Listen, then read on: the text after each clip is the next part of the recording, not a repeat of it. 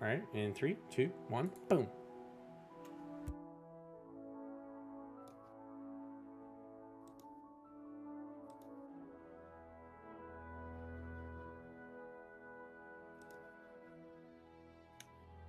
All right.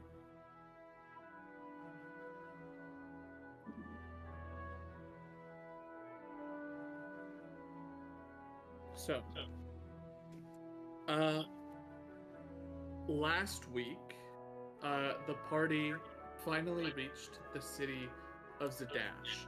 As you entered into the city proper, you saw that the place was a bit more locked down than the last time you've been here, for anyone who has been to this city before. Uh, Apparently, a series of robberies and break ins has caused the Tri-Spires district to go into a further series of lockdowns, as well as a couple of other strange occurrences have been going on around town. You've investigated a little bit into the Invulnerable Vagrant, as well as hatched a quick plan to come back and assist with the Invulnerable Vagrant later that night. Splitting up into two groups, you've got the majority of the party heading towards the Sleight of Hand in a hope to meet the owner of the establishment, a connection of Terry and Darrington, with hopes that they may be able to shed a little bit of extra light on the group that took Yotev. Cassandra is headed towards the Tri-Spire district and in a hope to reunite with some family members from the upper end of the city. Wait, with that, we're gonna, I've also With headed towards the Tri-Spires. All right, who's with who? Michael and I it are is the four of you, and then Aiden and Cassandra. So, we're gonna start.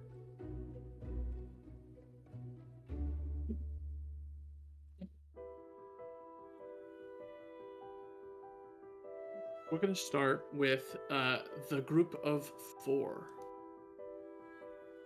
As you, Hang on, who's 4? you. it is 3. Eden, Killian, Kenji. Kenji, and oh, duh, my bad. I was wondering what you were getting the 4. Rip. Yeah, Echo. The Echo Mesh, yeah, obviously. yeah, for sure, Yeah, there you go. totally. And Kenji's new pet. That's what it is. Yeah. Also, Okay. I like that you used Eden because that's the horse's name. Whatever.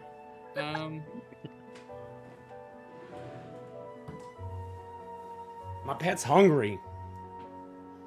Well, I'm eating chips, man. Oh, you're my pet? Here we are. So you approach a building on the far side of the Penta Market on the western side. It is a bit strange in its construction, seeing as for the most part it looks like an old warehouse, but it has since been redecorated into something a little bit more commercial in a way. The place is very intricately adorned with these fine bits of these intricate metalworks, these fine wood carvings, and just a lot of money has clearly been sunk into the appearance of the place. It still sort of looks a bit blocky from the fact that it was a warehouse. But as you approach, you can tell that the owner of this establishment has very much put an effort into making it look a little bit more to do. Entering into the space, you are immediately met with the sound of music and conversation and drinks being had, food being shared. The entire place is abuzz with individuals. Looking around, there are multiple different rooms sectioned off for people to go and enjoy a little bit more of privacy. This is a brothel, after all. As you separate out into the different spaces, there are places for groups to gather together and have conversations alone. Places for an individual to go off and have a one-on-one conversation with one of the individuals working here, as well as an open bar area for groups of people to sit around and enjoy music or poetry or whatever sort of entertainment is on for the night. As you make your way inside, there are three things that you notice immediately that catch your eye.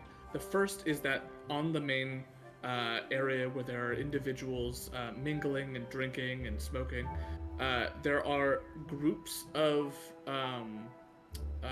workers here that seem to be moving in this cluster together. And as they do go from place to place, they're going in and talking. It seems like one is taking the lead in the conversation, but there's like a couple of them behind, sort of looming over the shoulder of the main individual who's standing there and talking. What looks to be a half-elven woman, maybe 31, 32 years old, very low 30s. Hair is braided, and both braided and down in a very almost Viking-esque style that's very intense and strong in appearance. The individuals behind her all seem to be sort of observing and a part of the conversation, but also not in this way that kind of catches your eye. It's a bit strange. The second thing you notice is that there are a series of these small rooms, and a couple of them do seem to be filled with people. There seems to be private conversations going on here within the place. The third is the most ostentatious man you've ever seen in your life. He is a beautifully adorned peacock Aarakocra with these massive colorful plumages and a very obstinate look about him. His hands are covered in rings. His suit is well tailored, fits to his body very well, and is adorned with bits of gold and metalwork across the sort of frame of his shoulders and his body. He is a, from head to toe, grotesque Monopoly man sort of individual, dressed to the nine, clearly wearing his wealth and eager to flaunt it. And this is the general description of the individual you got tips for as the contact from Terry and Darrington. And he is sort of off.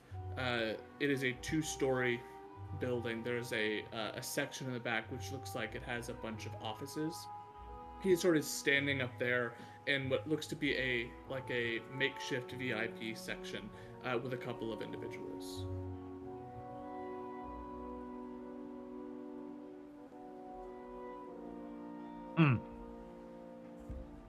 Do we?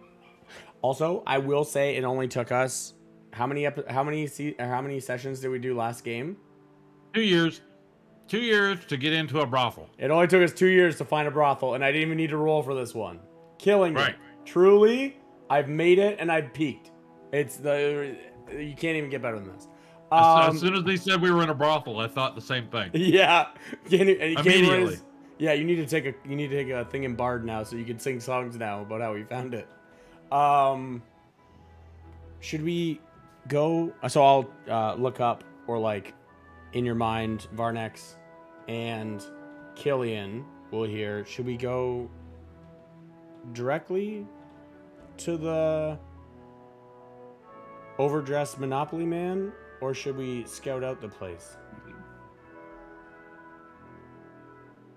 I think we should address him directly. I don't know that I'm going to want to talk to him. He We might seems a bit arrogant for me. We might need to find you a room. No. Well, we do all the talking. I might just have to punch him in the face. But let's go. Yeah, as the cards lie, I suppose. Start walking up to him. Up to whom? Whatever his name Monopoly is. Man.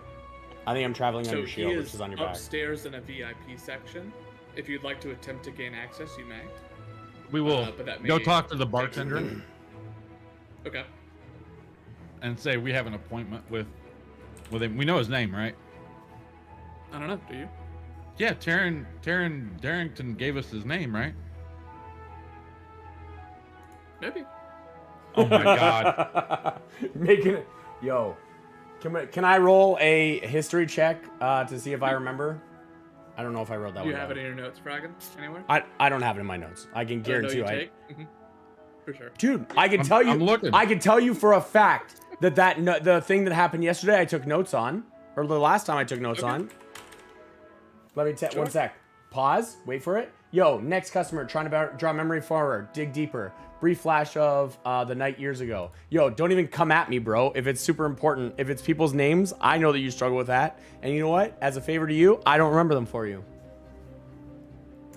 So you know what? Noble. Truly, you're welcome. I know. So could I attempt to roll a history check? Or you know what?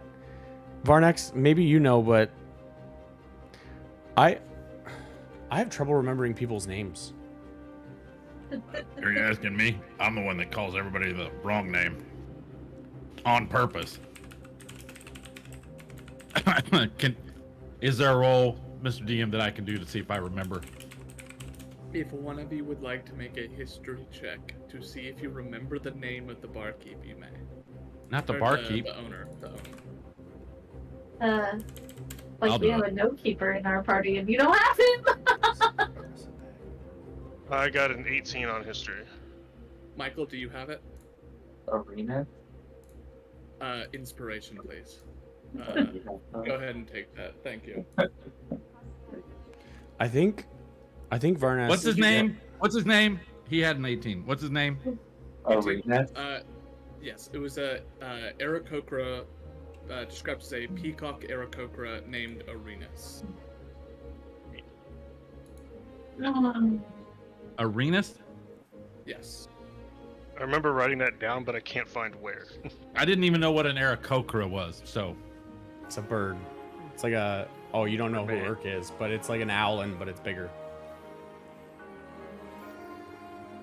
Varnex, I think I Alright, have a I'll walk serious up. problem. We'll walk up to the bar, say we have an appointment There you with Arenas. You can. Arenas? Well, we didn't get the name. Oh, yeah. Barrington. We got it from Virgil. Angie, you wanna talk to this guy here? Tell him. boy. The bartender, male, female. What are you, bartender? Yeah, I'm gonna The take. bartender looks to be a human, mid-20s, probably still kind of new to doing to his job, as he doesn't seem as commanding of the space or confident in it. But looks to be like mid-20s human man. I'm going to immediately intimidate him that we have an appointment with Arenas. Okay. What are you saying? Yeah, we need to get upstairs. What's the fastest way? We got an appointment, and I don't want any shit from you. I'm gonna go ahead and give roll. him. I'm gonna try and give him advantage by moving my head and having my good eye and my familiar's eye look at him, and just say hello. I got a 24. Jesus fuck. He looks a bit nervous and goes, I Stop guess stammering. Just get us up there. I'm not allowed up there. I can't get you up there. Do you work here? No, I'm here for fun. Okay, well then, I'm not. I'd like to roll to kill this person. Um, No, I'm just kidding. he goes, Who can It- we talk to get up there? I will get that person for you. Turns and as you go to snap, takes a laboringly slow step before continuing on to a normal pace. You hear a brief conversation. All three of you, what's your passive perceptions? Oh boy. 15. 11. What was that, 15 or 16? 1-5. 1-5, got it. Fragan? 11. Got it. So Killian, you hear bits and pieces of the conversation. More or less what you hear is some pushy dragonborn Karen type. I don't fucking know. Karen type. As you pick up on that a little. Huh. Okay. What looks to be some sort of owner steps out. It is a older, maybe mid-30s human, ginger hair.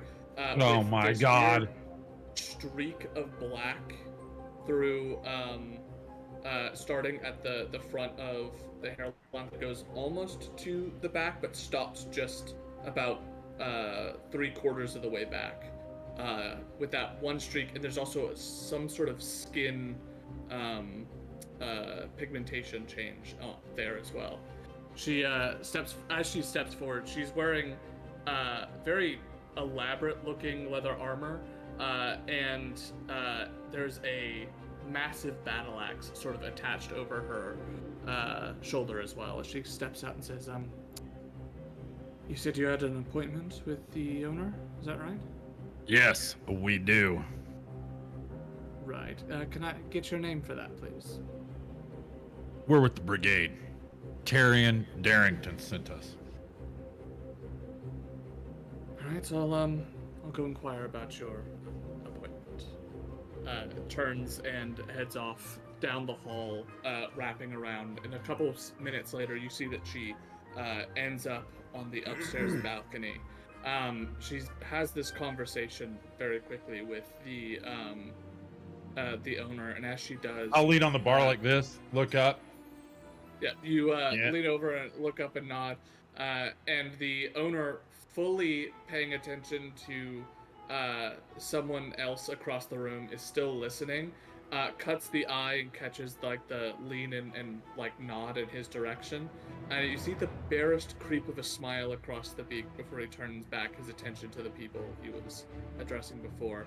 And as he dismisses the young woman, he's continuing this conversation with whatever important clientele he has at the moment. And the lady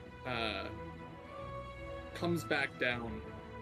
Seems to take her time, a solid 5 or 6 minutes before she comes around to you, and she takes what looks to be a placard of some kind, hands it to the guy that you were talking to before, and he sort of nods, takes it off, and as she comes back out to the bar, she says, Arenas will be finishing up with a meeting that he's had before, but once he's done, he'll invite you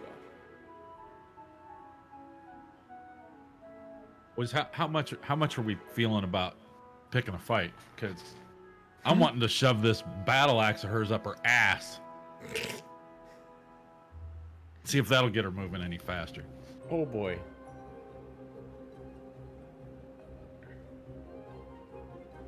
It's a nice bar brawl. We down for it? Let's wait a moment before fighting. What are the tankards made out of? Most of them look to be a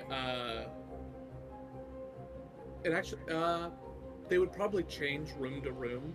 So in this room, where it looks to be a little bit more tavern-esque, where you're supposed to come and sit down and have like this open area, they're more wood or metal, but you have seen glass tankards. Yeah, taken I want a around. metal one. I want a metal one. Okay. Okay. Oh boy. Okay. I'm gonna order an ale from Dipshit, and if he's still going really slow, and I'm not tipping. Not tipping. Okay. Sure. Okay. I'm gonna stiff him Mhm. because fuck that guy, and fuck her. Sure. I'm gonna drink my ale. I'm gonna set it down, wrap my hand around it, and then just crush it. Just crush it. So I'm gonna need to do a strength Okay. check, right? Sure. Go for it. Oh boy. Ooh, 18 plus 5. 23. You crush it, and you're The whole time I'm just looking straight into her eyes and just. You crush it. She like cocks a bit of an eyebrow at you and looks you back in the eye, and there's a moment where she considers how important is this contact that we have in Diastock before a what looks to be a little bit more even-tempered half elven woman steps around. She's got like light plate mail. She's got on her person like these adornments that appear to be almost ceremonial, and a holy symbol affixed to her. Do I notice the holy symbol? You do. And it is? Make a religion check. Well, that's another natural 18 for plus 5, another 23. You look. This is not a real holy symbol, which is weird. It is shaped to look like a symbol of the Raven Queen, but there are elements of it that are off that show that this is not necessarily an actual holy symbol for that deity, but is rather somehow or for some reason disguised to look like it. All right, hang on. Certain elements have been changed to make it appear like a different deity. What? I'm trying to look it up. Lawful neutral. Yes, the Okay. Raven Queen. She is the goddess of fate, winter, and death. Most specifically, she is the goddess of like the moment of death, and is a sort of psychopomp or harbinger that brings souls to the afterlife. I will She's mentally like- communicate Mhm. to Kenji all of that. Okay. Right? And then to tell Killian that this is what the symbol is. All right. She, Here's what I'm gonna start first. Okay. Sorry. You may have had something, but I'm leading off here. Why would you be wearing a fake symbol of your religion? She's placed a hand on the other. You don't really know what this person's job is, actually. The gingered woman's hair. Probably a bouncer. Job is. But she's sort of placed her hand on the other woman's shoulder, and as she goes to say something very quickly, you mouth that off. She looks over at you, scans you up and down. Do you wear your holy symbol on you at all? You know, I think we talked about this once, and I think that I said, and then everybody was like, "Why are you wearing the symbol of Tiamat everywhere?" Right? So I don't think that I am. Okay. I will have it. I have one, but it will be on a necklace, or it's underneath Yeah, my it's armor. inside there, yeah. So she kind of looks you up and down, doesn't necessarily clock you for having a lot of religious elements to your outfit. Just sort of gives you a curious look, as if trying to figure out what you're about and why you're so the way that you've been. And just sort of Here, I'll just do this just to help it out. Word of radiance. I'll just start glowing. she begin to sort of give off that light, that glow, and she turns back and says, when their showboating is done, Arenas will be ready to see them now. And she just sort of gets one more lock, sort of locks her eyes in with you one more time, gives you like a knowing, like, okay, like, nod of, I don't, it's a little hard to tell if it's like a nod of respect or not of like, I don't know who you are, but know that I have clocked you, and sort of rounds back around to the other end. As she does, the ginger woman with a battle axe on her back sort of bumps up from the wall where she's been posted up and says, if you'd like to follow me, Arenas is ready to see the both of you now. Let's go, Killian. Alright. Follow up. With that, she rounds the corner and you follow back and you sort of pass some of those rooms where people are having private conversations inside. You can tell that there are a number of them that look to just sort of be private in the means of like, we just didn't want to have this conversation in the middle of the tavern, and some are very private where they've got like everything is closed off, you cannot see into the room. And as you get to this point, there is a stairwell that rounds itself up the back half of the warehouse, and she just sort of stands at the end and gestures for you to go up. Start walking up. Lithu. As the three of you make your way up, you find that the peacock of a man, Arenas, has just sort of said a couple of goodbyes to these two individuals. They look to be high elven, dressed in very fancy and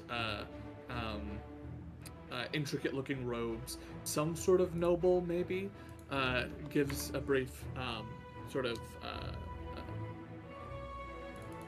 goodbye to those two as they go and leave, and they pass you on your way in and out.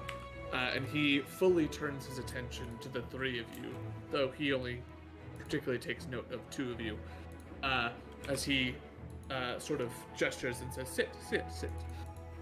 What can I do for the two of you and for our mutual friend, Mr. Darrington?" I'll he do a sort of mental. Oh, go ahead. Sorry. he goes and sits into this massive, sort of lush lounge chair and leans back and looks across at the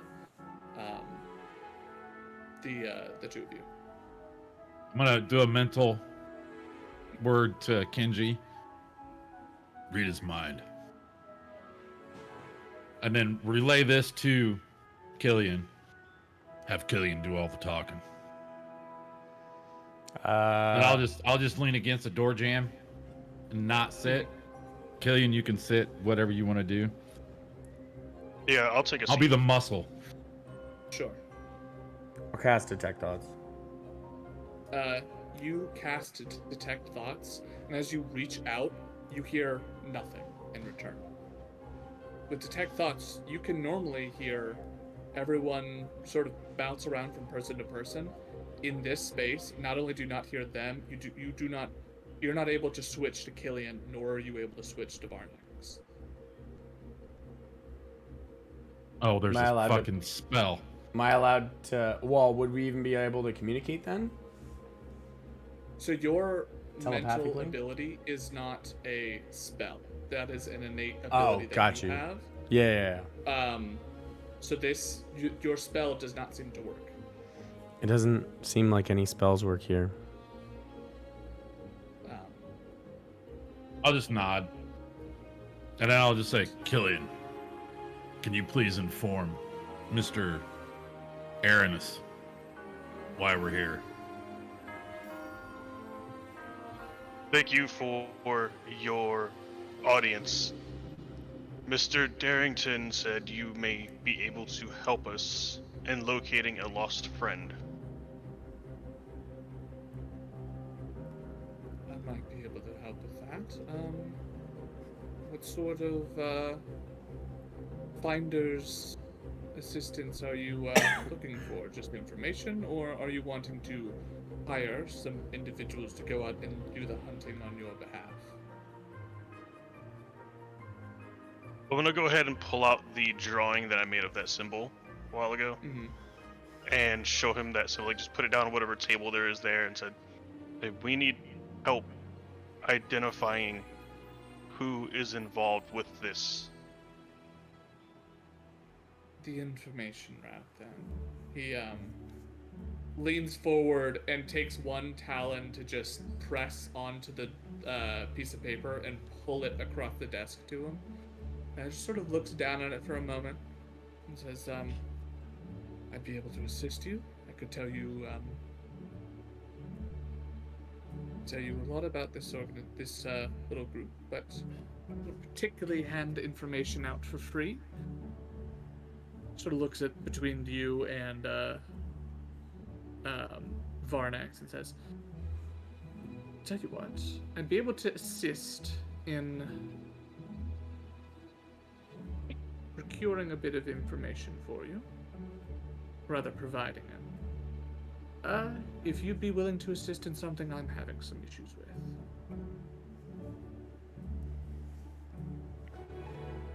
What do you seek assistance for? Well, the sleight of hand is an ever-growing enterprise. We have a new location that we're hoping to use for a different sort of clientele. That being said, the place is very recently acquired and was not well maintained beforehand. The good news is that meant it was dirt cheap. The bad news is that it may be slightly infested in the basement. And it would be wonderful if I wouldn't have to waste any of the time of my people going and clearing this out. If instead you could go and do that on my behalf. I will warn, because I am a fair man, that the last individuals that went, I have not heard back from. So do keep that in mind, as far as, well, just in general, how you feel about this potential business transaction. What kind of infestation? Well, these nasty little creatures seem to keep crawling up into the basement. The unfortunate thing is, we're not entirely sure why they keep coming back. Killing them in general is relatively easy. They are not the most powerful of entities. They're just small little elementals. The issue seems to be finding and removing the source that it came from.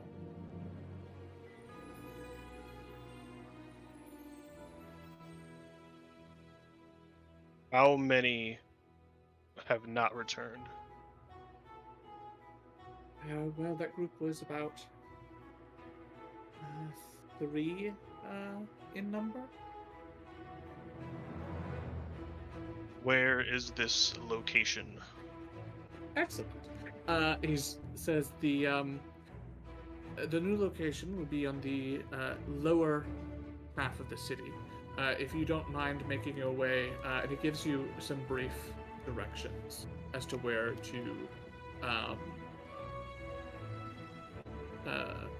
to find this new warehouse, this new location, whatever it may be. Basically what he ends up doing is he ends up directing you towards the outer sections of the southern city, into the west outer steads. It's a little bit more of a seedier section of the city from what you can tell, but for the most part is a cluster of smaller homes, smaller businesses, and these strange old sections exist within these parts of the city that are relatively unused or unchanged over time, as its old function seems to have fallen away and given rise to something else. And there are some spaces that are so specified that it doesn't seem to really fit into anything. He has taken up this old place that didn't have a use for a very long time, and he seems to have seen some potential in it and plucked it up for himself. If we were to help, what information can you provide? Will it be worth our efforts? Well, whether it's worth it or not is technically more of a matter of opinion than fact, but I do know a great deal about your friends.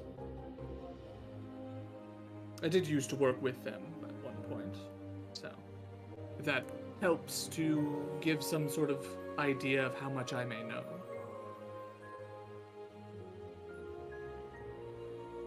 I'm gonna turn over to look over to Varnax and Kenji, and just kind of see if they react, give like a nod or a shake, see what they do. I'll nod.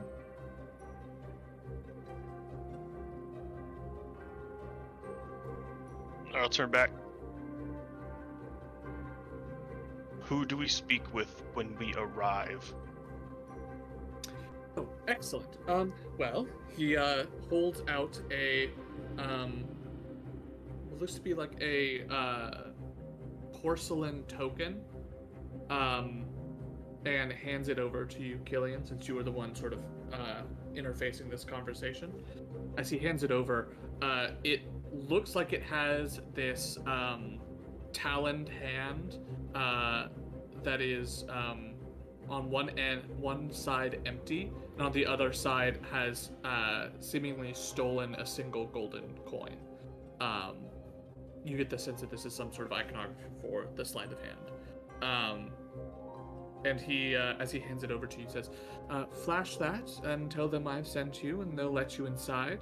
And once the job has been completed, just smash that little token, and we should be able to get your payment summed up rather quickly.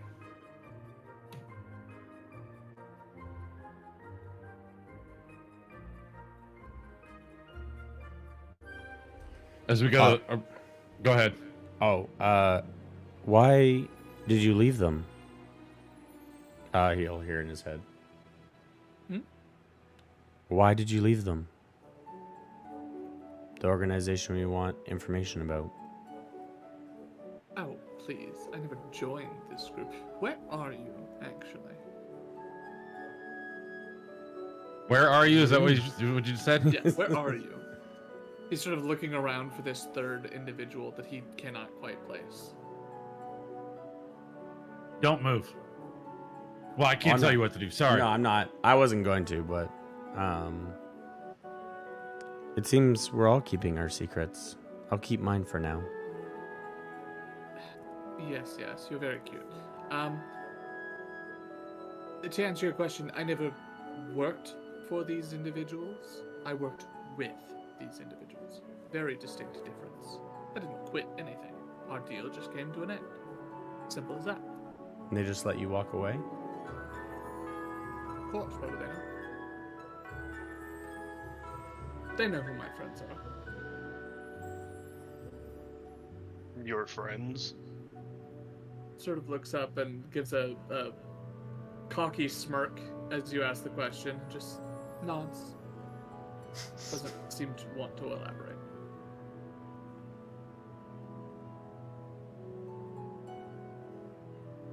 I don't care about your friends. I care about my friend.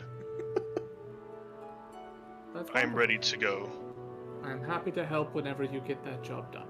I'll lean up off of the wall, just like his little person downstairs did. And as we go to leave, yeah, you ought to let your staff know who their betters are instead of being such an inconvenience. And just walk out. When you're better than one of my staff, I will let them know. Until then, do get to it. Well, when we finish this up for you, since they couldn't. And many other things. Get up, walk out behind Varnax. As the three of you head back downstairs, there is a weird shift as you leave. I need the three of you to make a perception or insight up to you. Ooh, I don't know which one's better for me. They're both the Perception. same. Dirty 20. Mine are both the same as well. I got an 8. Yay! Perception? Dang it. Or an investigation? Perception or insight. Or insight. Okay, my insight. Perception. Oh, they're both +1, so that's 19. Okay, so 19 in which one? Perception. And then what was your dirty 20 in, Caleb? Perception as well. Okay. So the two of you leave. You both notice as you step down a couple of the first steps, there's this weird feeling as you leave, and you realize that there was a bit of like just sort of soft music playing in the background of that entire conversation. You can now no longer hear that music at all. There seems to be whatever weird magical area you were in seems to also do something with... I'm sorry, I got that wrong. It's the opposite. There's piano music going on downstairs that you would have normally have heard the whole time, but as you leave, it kicks back in, and there's that moment in your head where you realize, like, you didn't know that something wasn't there until it came back. You didn't realize that you weren't hearing music until the music kicked back in mid-song all of a sudden. Right. They really want their privacy here. And I will say for Kenji, you would probably put together that is somehow connected to your failed Right. detection. Yeah. With that, as you head down the stairs and back into the main area, we're going to cut over to Cassandra and Aiden. The two of you are making your way towards the Tri-Spire. There are these two main gates, one to the west, one to the east, that allow entry into the Tri-Spire, this cordoned off sort of cordoned off section of the city. As you approach, you are immediately able to notice, Cassandra, from when you were here before to now, the guard presence has more than doubled, and there are a number of what appear to be strange-looking hounds of some sort that you're not familiar with that are currently accompanying different members of the guard. They are these strange-looking beasts that are sort of like half canine, half feline, as they are very sleek and have sort of like the body of a miniature sort of panther, but a lot of these weird canine elements of the jaw, of the sort of the upper arms, and whereas the back half looks a little bit more canine. These creatures are sort of wandering around very slowly alongside the guards, and they seem to be stopping and sniffing every so often. Do I recognize any of the guards? Any of the guards? Roll a straight d20. Elect check. 15? You see a guard that you've at least had casual conversation with, as you've sort of lived and existed in the city before, but not one that you know on a personal or intimate level. Okay. And they're just sort of off to one end. They seem to be surrounded by a couple of other guards, as well as one of these strange beasts. Okay. I would like to just try to walk through like nothing's changed, because that would be my norm. In your approaching, before an attempt can even be made, there are guards that are moving to intercept and cut off. And as they do, since you're walking up with a bit of an air of like, this is normal and I know what's going on, you're able to get up to them without them raising voices or hollering or anything like that. They just sort of hold out their hand for something. I'm just gonna explain, hey, I have been told from the guards at the front gates that there's papers that we're supposed to have in order to get in here. I've been gone, so I don't have those, but I live at the Seamstresses of Fate with the other fairies, and I'm just gonna gesture to my general person. He looks you up and down and says, sorry, without paper to verify who you say you are, I can't let you anywhere. If you don't have papers, you aren't allowed in. Someone escort me to them? Absolutely not. We'd have to stay here at our posts. That's sort of our job. If we escort everyone who wants to go into the city, well, who's out here doing our whole setup here? I'm going to have to ask you to somehow contact them, if you could. Send them a letter, send them a notice. There are plenty of couriers with licenses able to enter and exit the Tri-Spires. Talk to one of them, send them a message, and they can come and get you if you are needed. I'm not needed. I just want to go home. Well, Like I live same here. issue applies. You're gonna have to go find one of those couriers.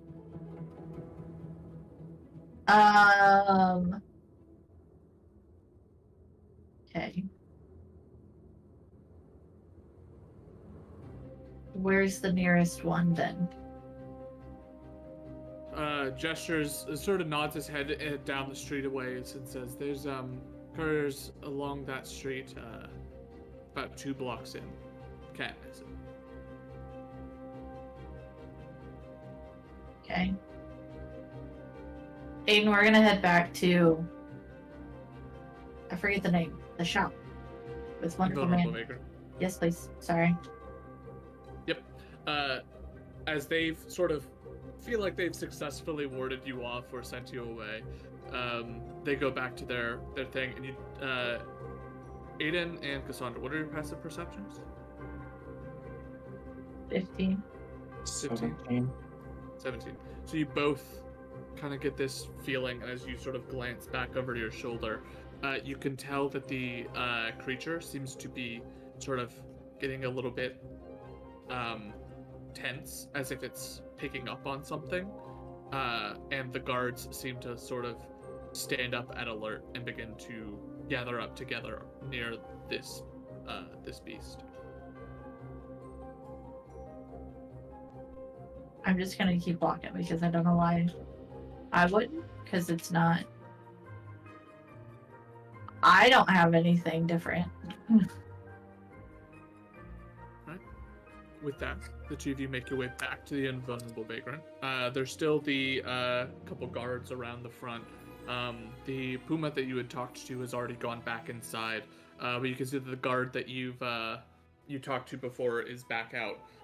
He seems to be sitting on a little sort of portable stool from one of the nearby inns or taverns, maybe, and is spotted out there with what looks to be a small bowl of food, and is sort of talking and eating with one of the other guards as they're just sort of outside, keeping a deterring presence. I'm gonna ask them if I can have Puma back because I can't go home without these stupid papers, and Puma has one. Could you please go get him? They the one that's talked to you before says right, no promises I can find the same one, but I'll be back. I just want to go home and they won't let me go home. It's so stupid. I wasn't here. Thank you. As he leaves, a few minutes later, a Puma returns and brings out this sort of not laminated, but somehow magically protected in some way pass that he hands over to you.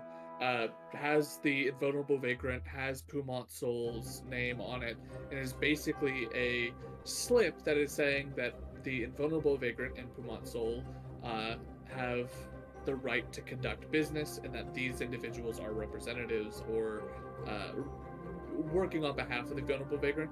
So if you two do something that is considered, less than legal, it's going to come back to Pumont. Right. But he hands that over to you. Just he says, just be a little careful. I'll bring it people- back tomorrow. That's all right. This is the people here are a little on edge. The guards and stuff. They're a looking for folks that are to mess up, basically. So I keep an eye out. noticed. I'm gonna give him a big hug and say thank you. I'll bring it back, I promise. Yep. And then I'm gonna grab Aiden's hand and just start running because I want to go home.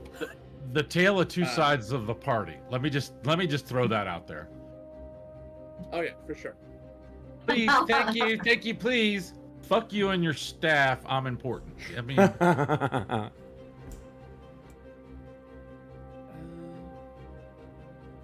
I live here. I'm not gonna be mean to people in the town that I live in.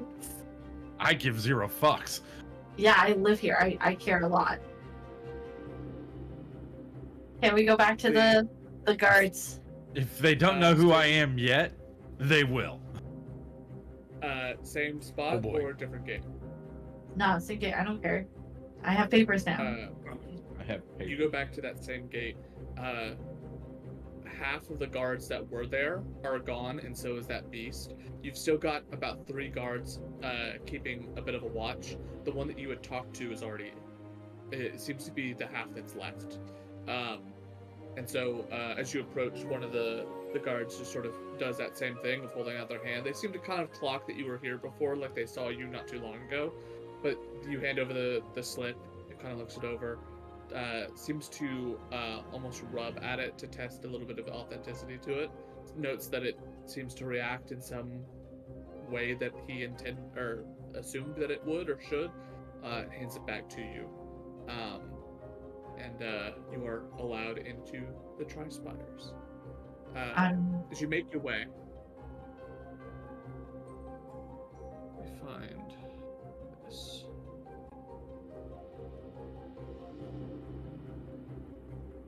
It is about a 15-minute walk once you enter into the Tri-Spires proper.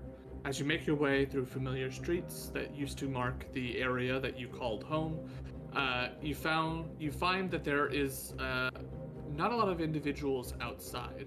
The shops all seem to have closed the moment that the sun began to set, and have locked up, and even seems to have increased its security in most instances. As you keep traveling through, you notice that what once were light but still lively businesses and shops and streets are more or less quiet and dead, as many individuals have already gone inside for the night and are choosing not to leave for fear of their own potential safety. As you make your way towards the Seamstresses of Fate, you notice that the entire shop is dark, the door closed. What looks to be a large shattered glass window in the front has been slightly repaired, but is still not in full repair yet, as something seems to have at some point recently broken into the establishment. Excellent. Do I have a key to my shop? Probably. Okay, I'm going to use this key that I assume I have. And As the two of you go up, you unlock and open the door, and as it does, just like it's done multiple times before, you open the door to the shop, and these fairy lights twinkle to light all across the edges of the room and floating and suspending above, almost like this thin fog filled with these flickering lights inside of it that makes up the majority of the ceiling, to the point where you can't see the roof of this floor. It seems to be just sort of this light fog that covers it with these blinking lights that sort of go off in these weird and interesting patterns. Entering in, you're hit with the familiar scent of home, save for the fact that there seems to be a gust coming in from this shattered window. Glass still litters the floor, and as you enter in, it is quiet. can I? Prestidigitation won't fix the window, right? It would not, no. Okay. I It'd don't be more have of a mending mending, yet. and it would take a Yeah. long time for mending. I'm gonna lock the door back up, and then my assumption, if I remember correctly, the way I wrote part of the shop is that we lived above it. Is that right? Yes. Right? Okay. I was trying to remember. I wrote it like 2 years ago. Okay, so I'm gonna call out for them first so that if, the lights coming on didn't alert them. And then I'm gonna be like, this way, and I'm gonna walk through the shop and go upstairs to see where the sisters are. Yeah, you call out and you don't really get much of a response. And as you start going through and looking, they don't seem to be in at the moment. The entire place is more or less closed up for the night, which is weird because why would they not be at home if it's closed up for the night? As you're walking through and looking at a lot of these different sort of looking around these different rooms and compartments and strange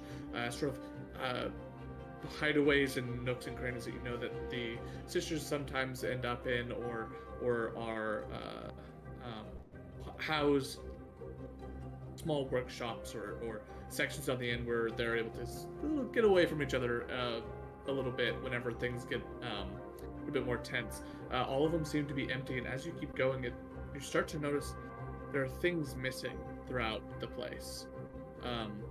Small knickknacks, trinkets, sentimental items are missing all around, as well as a lot of their day-to-day clothing, and there doesn't seem to be any coin in the register downstairs or around that you can find. It seems like for whatever reason they've packed up this place. Okay. Is there a note or anything at all for me to Okay. And there's nothing in my bedroom that they left for me or anything like that in case I came back?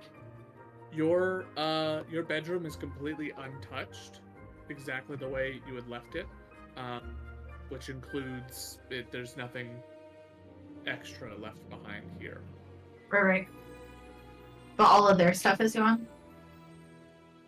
Not all of it, but most of it seems to. Okay. Do I know where they would have gone? Sort just of thinking about it, looking around a bit to see if there's something that could jog that bit of a memory. You hear, both of you with your passive perceptions, you hear what sounds like the door downstairs opens, and someone tries to, as quietly as possible, open it, but you can hear just that ever so slight creak of the front door opening. even though I locked it? Yes. I'm gonna look at Aiden, slightly scared. And then be like, someone's breaking in, we have to stop them. Before we heard this, you said it looked like they had locked up for the night. Mhm. Does it look like that was recent, or does it look like it's been locked up for a little bit? Looking around, there's no food out. There's no tea made that hasn't been thrown out. There's these small elements that you would normally find in a house that indicate that it's been recently lived in. A lot of those are missing.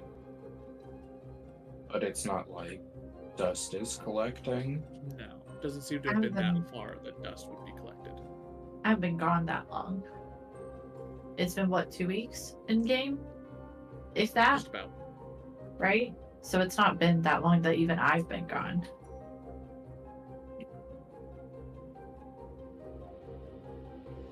Okay. So we're upstairs, and we heard someone come in downstairs. Yes. I mean, I guess just try to quietly, get to the stairs and see if I can see down or hear anything else. Okay. Are you trying to do so stealthily, or are you just sort of coming down and doing a quick scan? I think I would go stealthily. Okay. I'm gonna get small and sit on your shoulder. Because I'm slightly scared. Go ahead and roll stealth checks, both of you.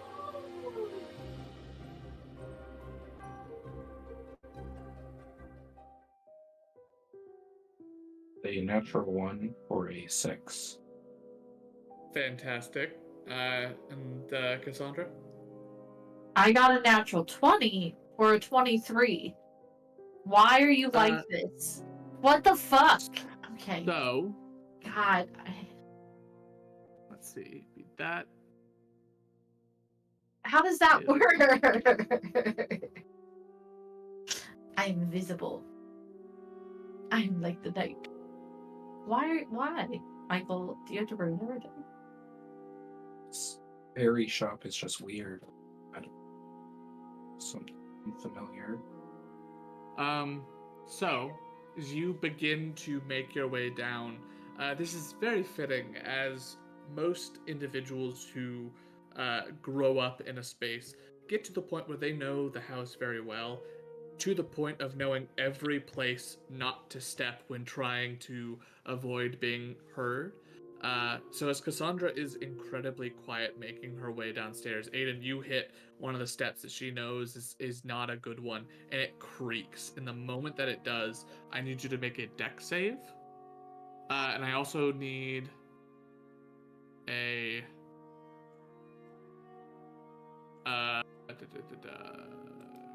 con save. The dex save is a 16. The con save is a 12. Okay. So the dex save, you succeed. The con save, you fail. And what's your total HP? Holy mother of God! 41. I also gonna murder you. So Great. what ends up happening is the moment that you creak on the steps, you are hit with 3 different spells from 3 different locations. As the ground underneath you becomes slick with grease, a colorful array of light attempts to flash in your eyes. In the third one, your vision goes completely dark, and that's the con save, you are blinded.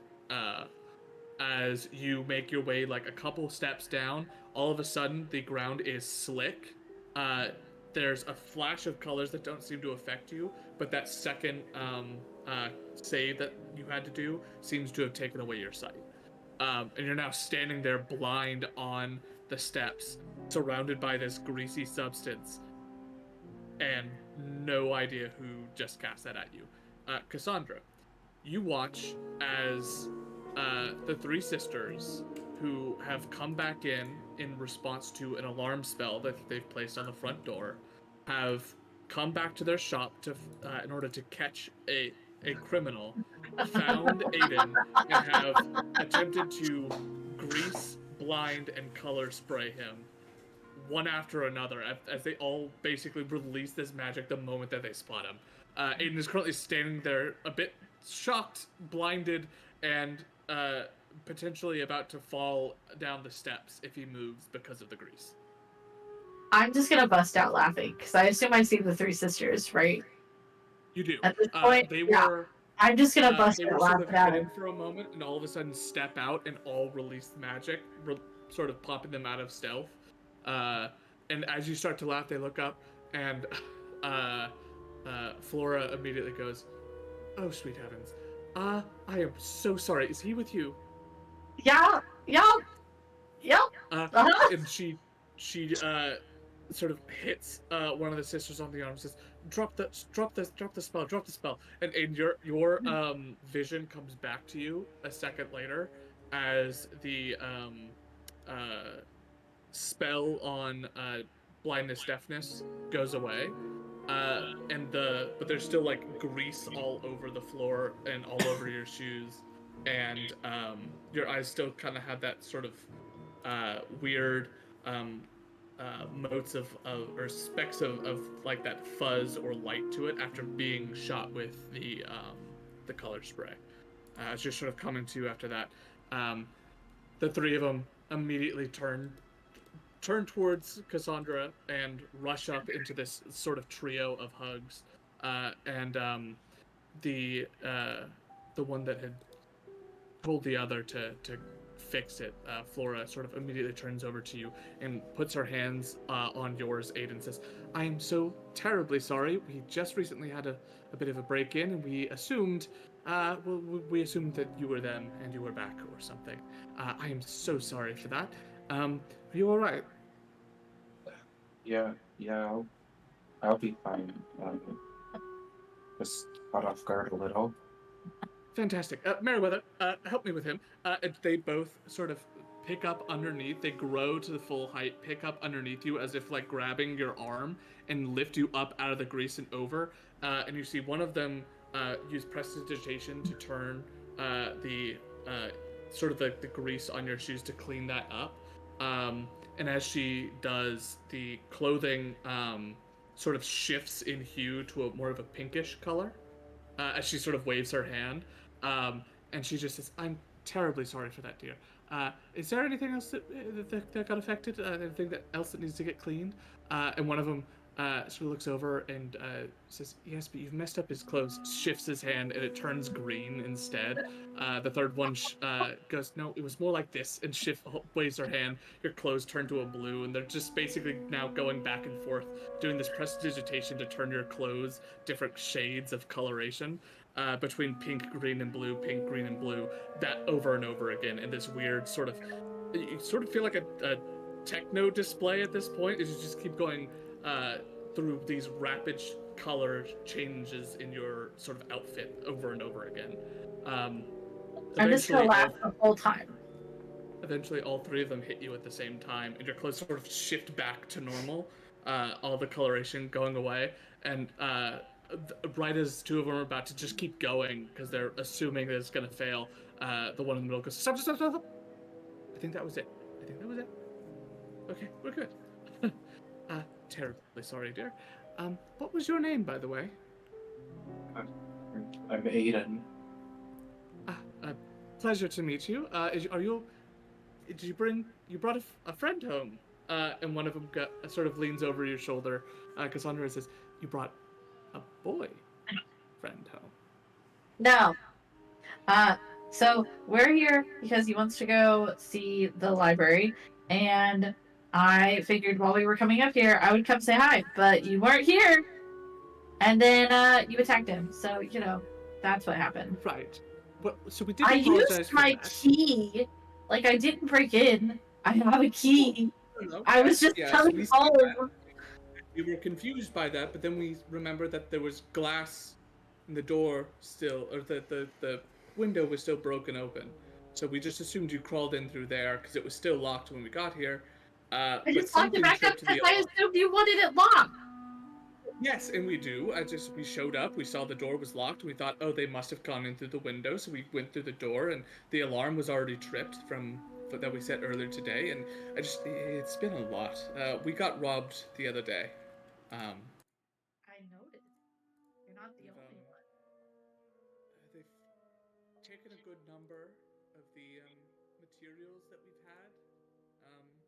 Shipments were taken, and we may have lost a couple of expensive orders from some people, but That does not sound good. we're working on getting it back. But it's been a hell of a week.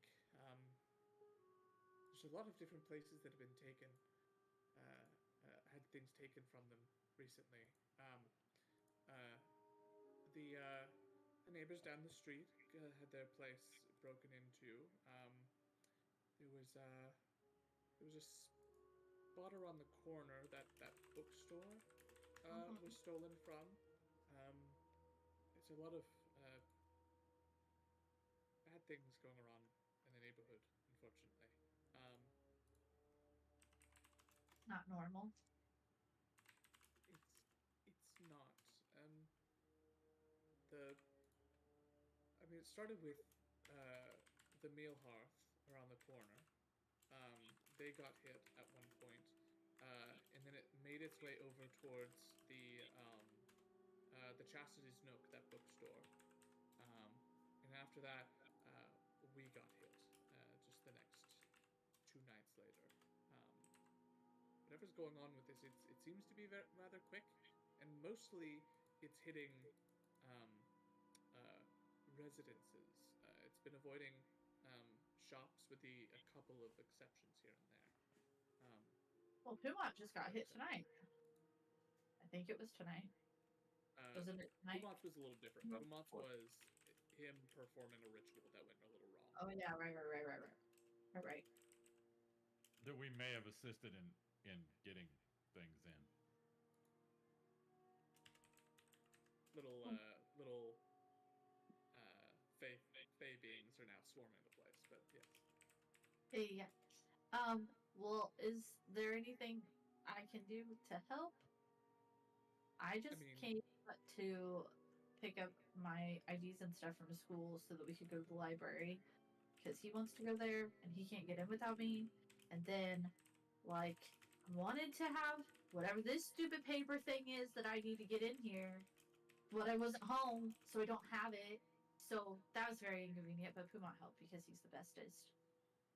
But I would like to be able to come and go, you know, not have to. Yes, Or- and we do have one that we can give to you so you can come and go without having to utilize Pumot's generosity.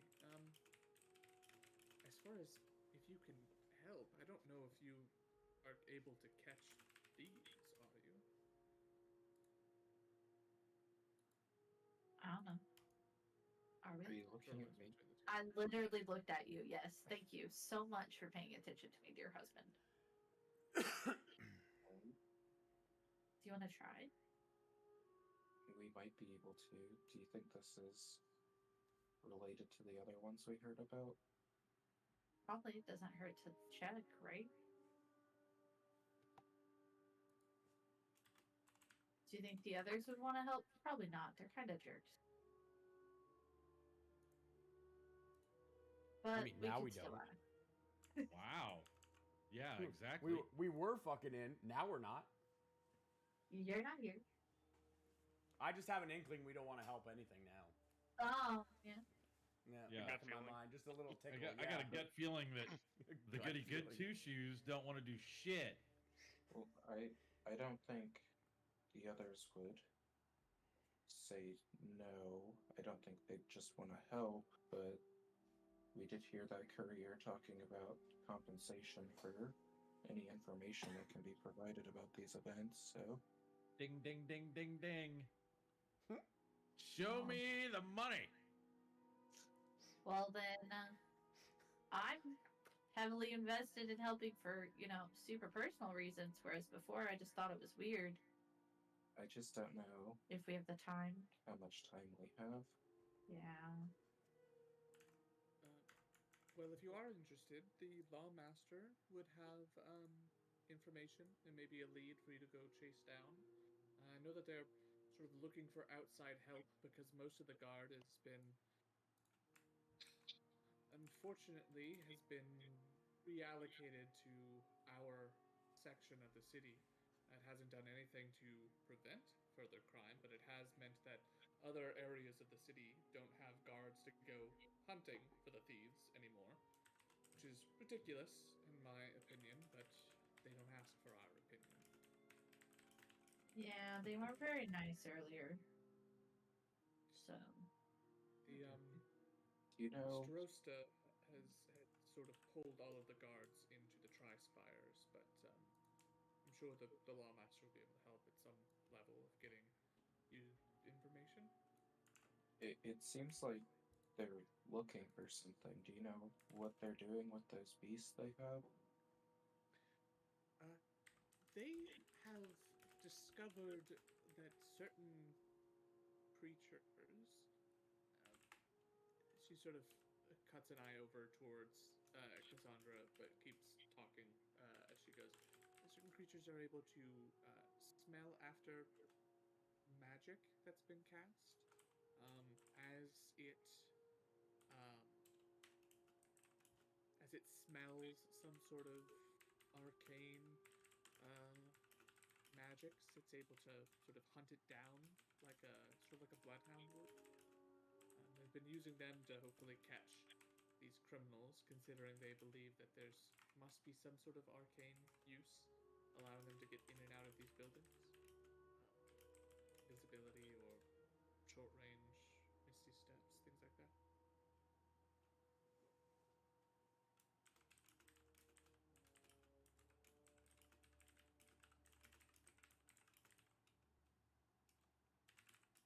Aiden. Hmm. I want to tell the sister something, but I'm not entirely ready to tell the rest of the group. So can you not tell them until I'm ready to tell them?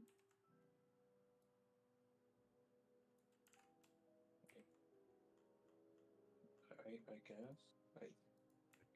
While I find his name, because I forget his name. Who's my bad guy? Wait, no, don't tell me. I'm gonna find it. I'm gonna just like look around and then whisper. Red's still after me. He was in Diastock. Part of why we came back this way. But nobody knows that. Three of them sort of look between each other, concerned and a bit taken aback by this information, and they say, "Are you're sure he's a Diastock?" Yeah, don't know how he knows that I went there, but he knew I went there. It may be good for you to take some time to maybe mask your appearance while you're here. We hate to make you have to go throughout your home in a disguise, but if that's the case, I don't know how safe it is in the streets. Where do I do that? They So I don't know how to do that. talk amongst themselves a little bit. They say, "All right, give us a few minutes, and we will have some stuff made up for you. In fact," and she sort of looks down at your bag. "Can I borrow that?" And she, Meriwether points at the tent. Yeah. There you go. Excellent. And she takes it and sort of the three of them disappear up into the top where they start to go into a little bit more of a workshop mode. And they while two of them begin working, Fauna stays down and says, while they're working, is there anything I could do for you? Oh, hold up. And they go and they find a slip for the Seamstresses of Fate and hand that to you, so that you don't have to use Pumots anymore. This is also a resident slip as well, so you don't need to declare what you're doing or where you're going or why for any business. You can just hold this up and it shows that you're a resident of the Tri-Spire. You don't have to answer any questions. You can just come and go as you please. Because I live here. I will warn, because I did hear that you mentioned others, the more people that you bring with you places, the more likely you are to be stopped and still questioned about things. With the growing number of break-ins, they're sort of being very stern about who gets to enter and who doesn't. So just... They didn't seem interested in coming up here before, so I don't know why they would in the future, unless we're trying to track down the thieves and need to like follow their trail type of vibe. But then I assumed that the Lawmaster would give us something for that purpose that's separate, right? Because that would make sense.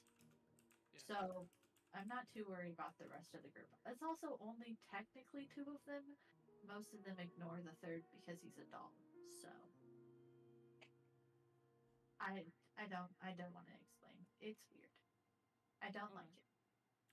It's not been fun. Well, I almost died. It's been great. in the meantime, is there anything I can do for it? We can put on tea. We can make food real quick. I've left a lot of my stuff at the inn. We're staying at the Pillar Trove, by the way. We didn't, after the break-in, we sort of didn't feel safe here all that much anymore. Sort of an invasion of our space. So we've been staying at the Pillar Trove for the past couple of days. We can get you a room if you'd like. I was looking forward to seeing you guys for the night, so I would like that. Oh yes, absolutely. You are more than welcome to stay with us. I think we're only here for like a day, maybe two. We're trying not to stay too long. One of our friends got kidnapped, and we're trying to rescue him. Immediately, like, worried and concerned, and starts to dawdle you a bit. She's brings out like small pastries that are a couple days old, so they're a little stale, but for the most part still good. as well as she makes tea. She does kind of have to scrounge around for it and finds these tea bags that are still very fresh, still have good smell to them. But quickly starts to like grab cups, and seems like a lot of the cups, the more important or sentimental ones, have been taken with them. And so you get like this weird collection of mismatched and older, or like cup is chipped, but it's what's available. And it's grabbed and put out, and tea is served in these little pastries. And as you sort of sit around for a bit, they bring back down two things. The first, Flora comes around and hands you a small sort of cap or hat, hands it over to you, and says, "This is a lot like the cloak that I gave you, the clothes, but it will affect more than just your clothes appearance. It'll affect your appearance as well." She hands you a hat of disguise. Oh, okay. And then Meriwether comes around with the sort of the tent box, and you can see that there's some sort of elements of change to it. Things have shifted, and the coloration, the pattern of it is different. There's like these new lines of silver runes that sort of go up the sides of it. And she hands it over to you and says, "I figured something out that may be able to help with your tent, but I'm going to keep it as a bit of a surprise for the next time you need to use it. In the meantime, to the Pillar Trove, I suppose, for the evening? Or did you wanted to go see the library? Did you want to go do that tonight? A little bit of late night studying, or tomorrow?" Aiden. I guess I just don't know. It's not so much historic volumes I'm looking for, it's more current events. Well, if it's more current event, I guess what's the nature of the news that you're looking for? If it's still arcane in nature, then maybe the school is still the best choice for you. But if it's non-arcane, if it's more political, then I've personally found that taverns and inns are quite good for that kind of gossip, especially in higher class areas. No, it's more on the arcane side. I believe there are rifts opening from the elemental plane of fire. I'm looking for any signs that could be the case around here. She kind of gives a glance towards Cassandra and goes, "Actually, it's more than just, if that is true, and I don't hesitate to doubt that it is. It's actually, there are rifts opening up to the Fae as well. Oh, that's wonderful. We've gotten more contact recently than we were really hoping for. For some reason, the city seems to have had an influx of Chewinga from the Fae, and she sort of looks nervously towards the two others. We've also gotten word from... We may have also part of the reason why we aren't here in the house at the moment, because we also got a letter from Zarina. Oh, no. Okay. Everything's fine, but somehow she seems to have sent some sort of a courier to us. All it was some black feather that she gave. I don't know what it was or what it was supposed to do, but we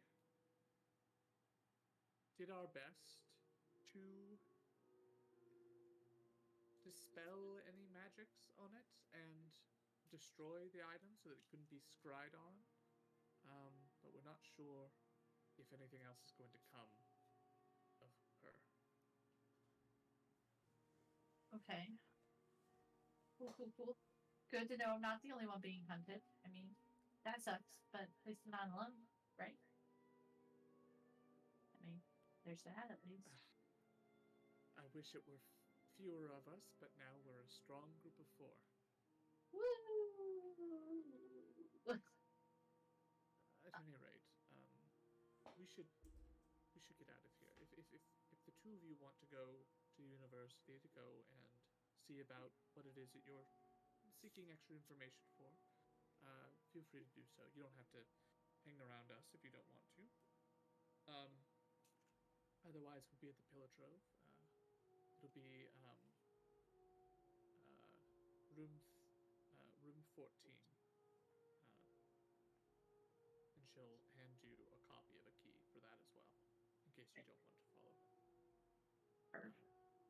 And they each take a turn, sort of giving you a hug and dawdling, or sort of Doting. yeah, doting over you, one by one, and then will, as a group, leave after locking up the shop one more time with the two of you out of it. I assume I would have had some type of ID to get into the university or something. Yeah, Like some kind of more- paperwork that would have proven that I have access to it. There were, for the university itself, there were items that you'd be given. Sometimes it was a ring, sometimes it was like a brooch, sometimes it was some sort of a necklace, but it was like a signet of your station.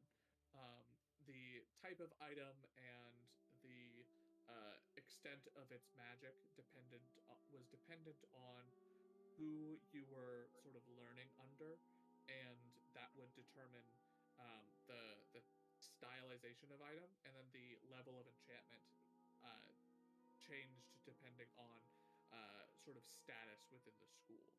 For example, a TA would have a very powerful arcane item that allowed them access to multiple different sections that were off limits to students.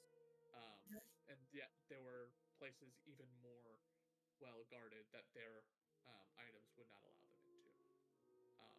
So with that knowledge, what kind of an item do you think Cassandra would have? So my understanding is that she would have studied there most of her life.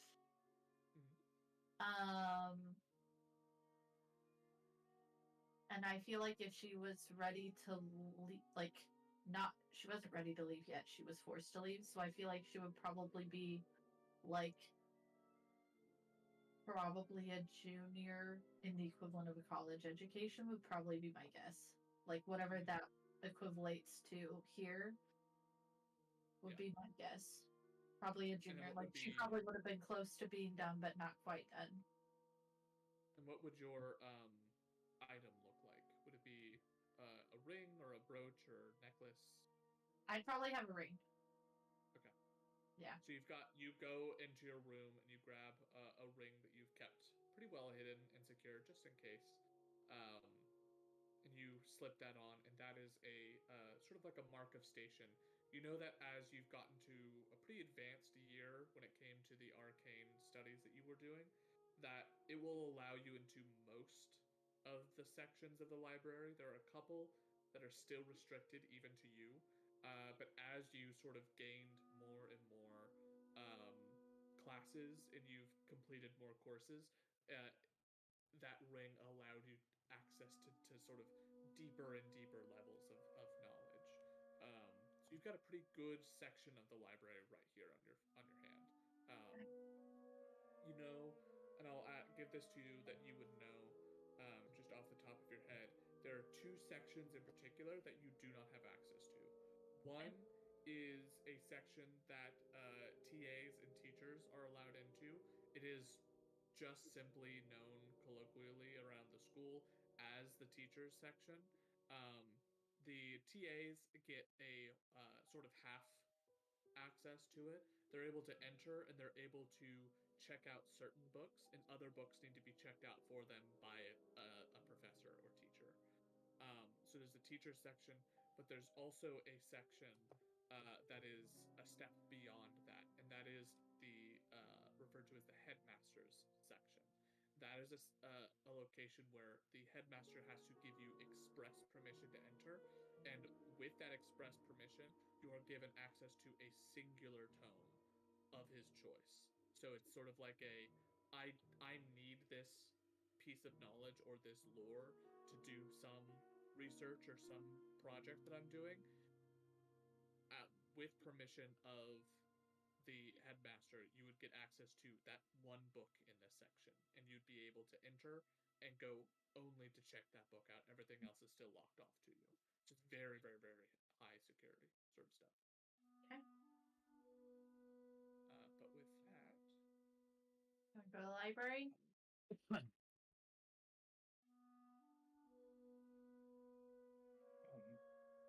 Yeah, I mean, do you think they'd still be open? We can try. they are for sure still open. You would know, Cassandra, especially during certain times of the year, the place is open and has students in it almost 24/7, especially as it gets close to tests or exams. People pull all-nighters studying and getting ready for projects or examinations. So it is sort of a 24-hour system. That was my that you're able to assumption, get because that's how our college library was. It was 24/7. Yeah. It never shut. Yeah, it'll be open. We can go now if you would like, and then we can meet up with everybody else. We told them that we were coming up here to do this anyway, so That's fine. Let's go then. Hopefully we can find something. to the library. All right. Can we with break that- before we go to yes. the library? With that, we will pick up after break with the other group. At 9? You want 9:05, to just 9:10. Sure. Oh, Sounds we'll good. push it a little bit more to like 9:05, if that's Okay. all right. Okay, That's sorry, fine. I gotta go. All right. No, that's perfect. Muting and changing the scene.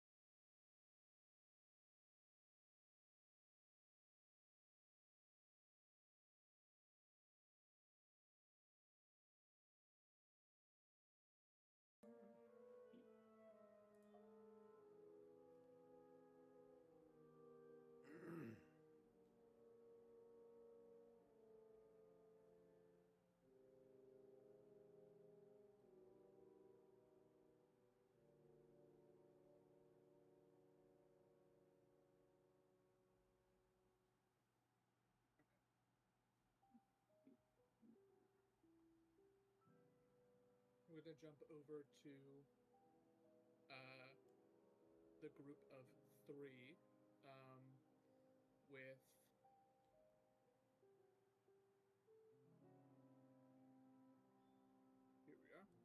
here we are with Killian,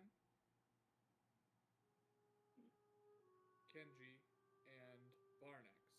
The 3 of you just now leaving the sleight of hand, now with a new goal in mind, or potentially not leaving. It depends, up to you. There are a couple other things to potentially search around and do here if you'd like to. Otherwise, y'all are free to go throughout the city as you choose. Killian, can you reach Cassandra and Aiden? I will attempt to do so through my earrings of message. We need What's the range on those? we Let's need to find out. group back Isn't it up. like kilometers? Thousands of kilometers. I think message is 120 feet. Yeah, but Message he's is, but I think this one's special. It's he made indefinite. the. Yep. They were part of our starting thing, so he made the range longer for us. I'm gonna guess it's a kilometer. A mile. Wait, 'Cause does that D&D was use step, kilometers or miles? The Aaron Requested. doesn't have a designated distance. It just links to the message spell. Okay. We have things to discuss. 1, this infestation problem. 2, we have to go deal with that cursed item. Still. 3, we gotta find a place to stay.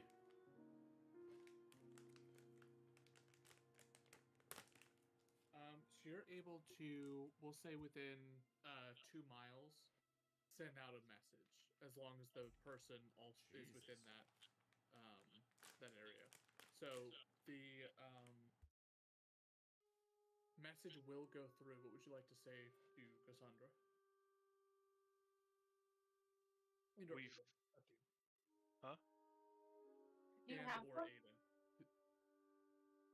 Yeah, it doesn't I'll- have to be to someone else with a ring. It's just how that ring works. Is it's a long range Gotcha. version of message. I'll send it to Cassandra. We found Darrington's contact. Possibly more information on Yotev's whereabouts, but we must help with the problem first. Where should we meet? That's an awful lot of message. We need to meet now. It's a good thing I don't have those. And I can respond to it, right? Yeah, you can respond as a normal part of that message, so that it doesn't have to be like the message spell would work. But also you have a ring, so you'd be able to respond either way.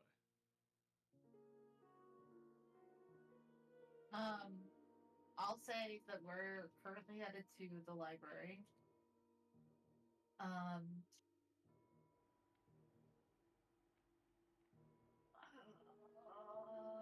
They want Wait, me to is the library plan up in that area?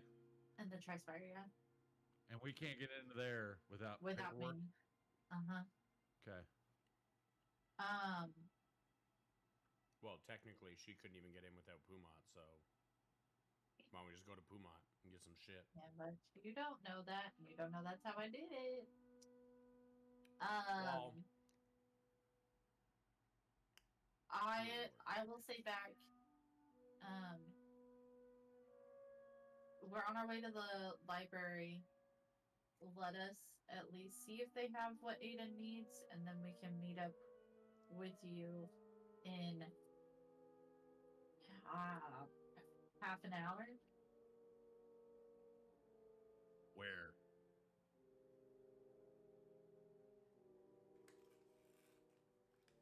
The halfway point, Caleb. Really, it should. I mean, halfway point's a little vague. You could do just like where the entrance to the Trispire is, or if you know which one you're wanting to do first, you can just say to meet up at whatever location. So like Invulnerable Vagrant or the storefront or How far Your is the location. lawmaker, dude?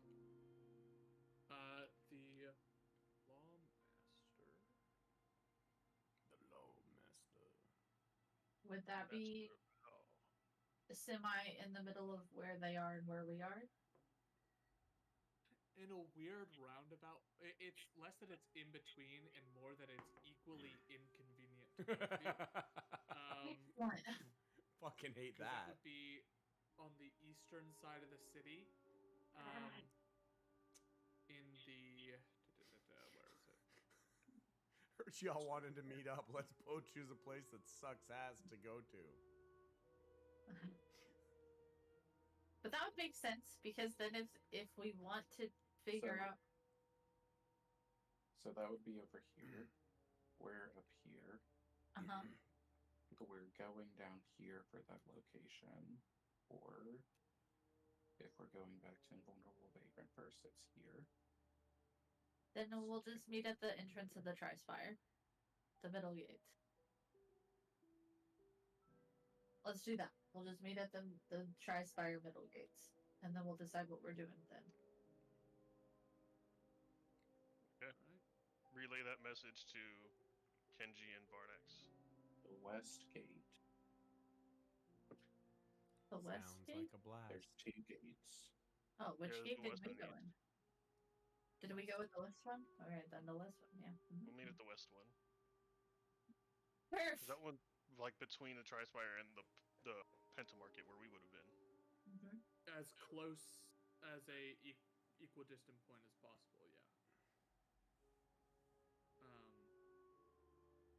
Because it basically would have been going directly north from the Pentamarket. Did the guards mention anything when we came in? If there's like some sort of curfew or any point where they stop letting people pass through? They didn't mention it. And from what you could tell, or from what, if you wanted to quickly ask that before the sisters leave, they'll let you know that there isn't an official curfew, but most people get out of the streets pretty early, if only because of the fact that if you stick around, it's more likely to be stopped and questioned because it's late and you're out and about while there's a bunch of like robberies going on. So you But may be that's- stopped, but it's not necessarily illegal. But is that just up in the Tri-Spire or just the entirety of the town? Right now. It's a little bit of both. The focus of it is in the Tri-Spire because of the fact that most of, if not all, of the break-ins have been in the Tri-Spires area. Right.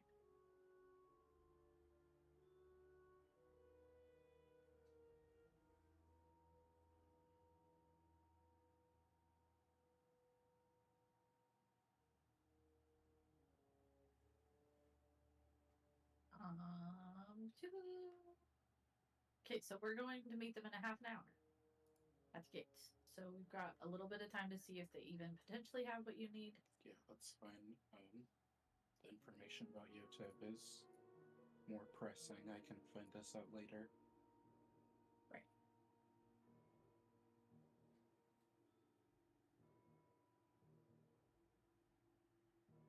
So,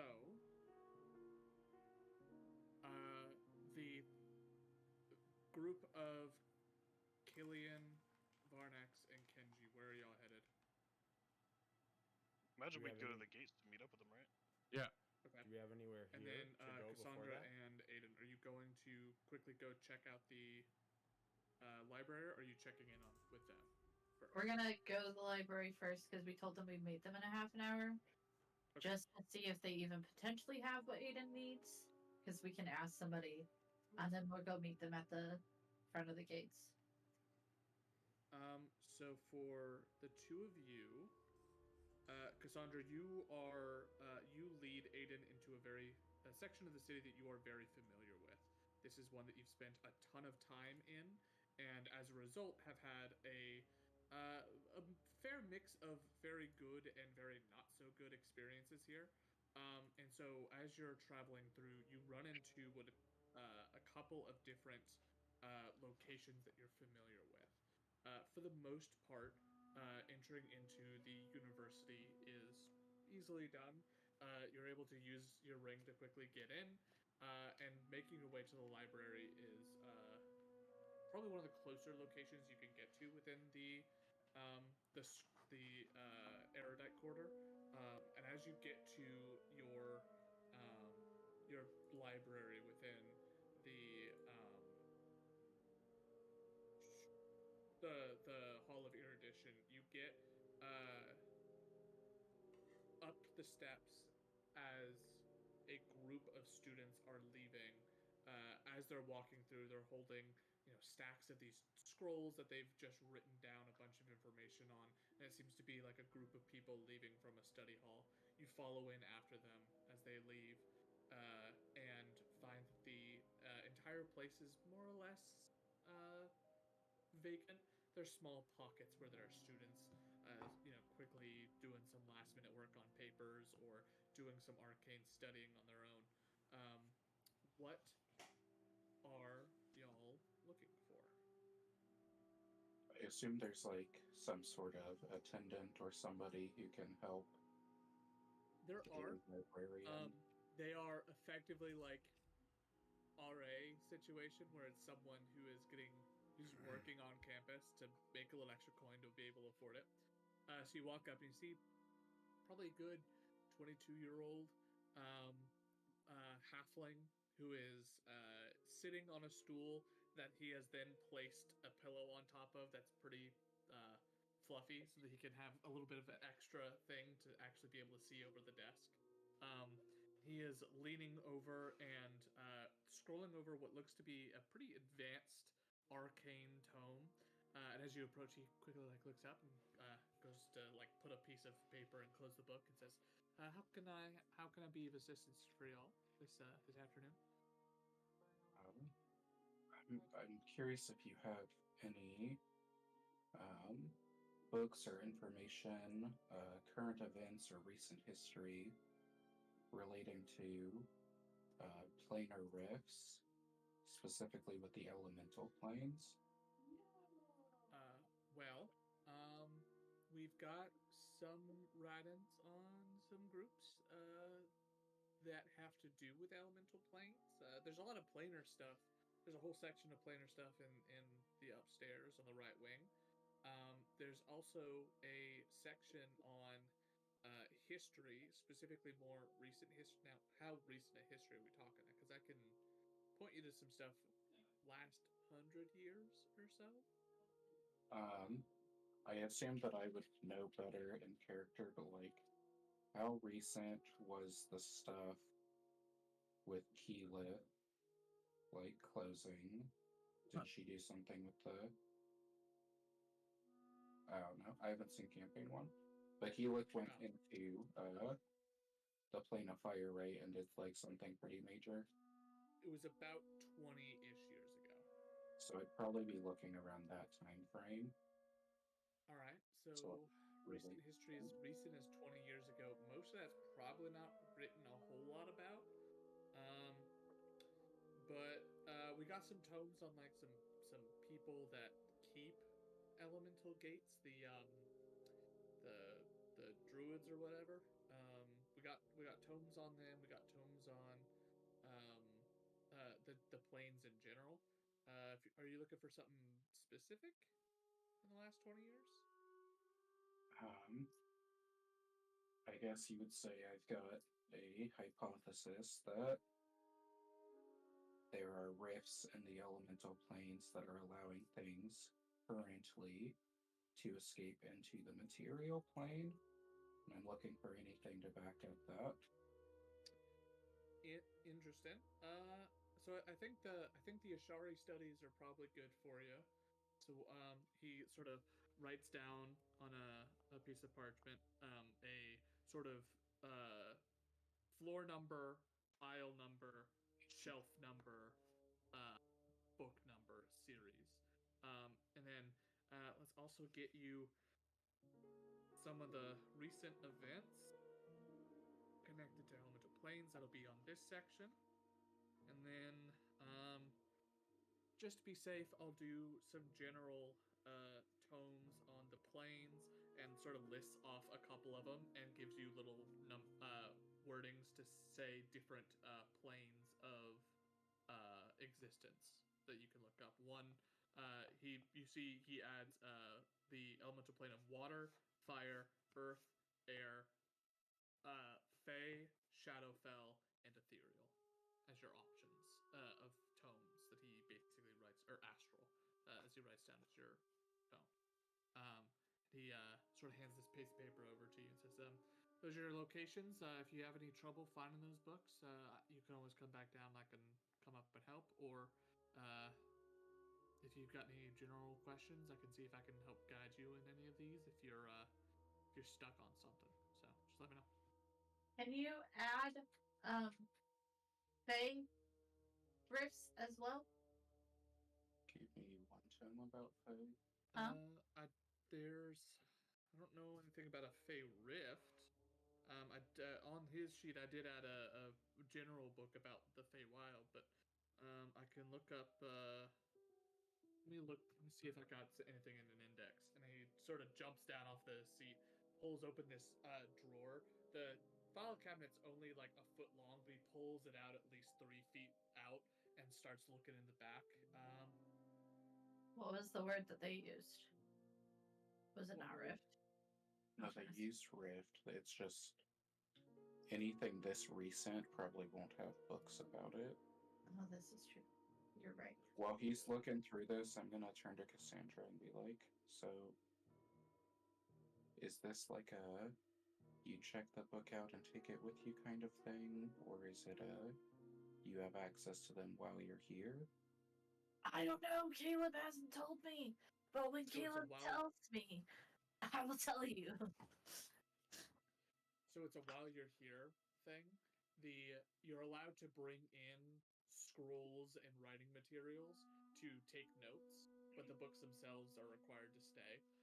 With exception of a couple of tomes that have been sort of like mass produced for a lot of the introductory courses. So you've got like Introduction to Transmutation, Introduction to Conjuration, those sorts of things get mass produced here and are often handed out as parts of your first aid curriculum based off of what you've decided to study or come here to do. Is there a way to like grab the books and then like have them on hold so that like we can come back and be like, okay, we're here now. We actually have the time to read Well, them. if they can't take it, then the only way that wouldn't be the case is if somebody else is currently reading that Yeah. specific book.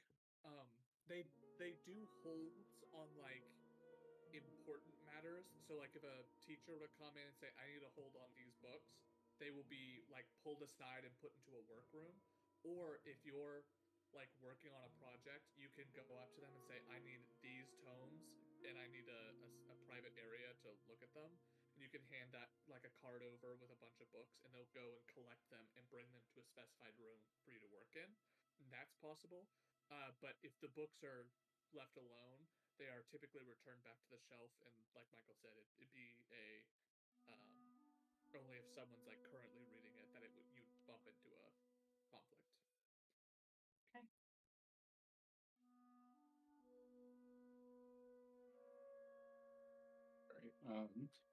So then I guess just the last thing I would ask would be, and do any of the teachers here specialize in planar study? That is an excellent question.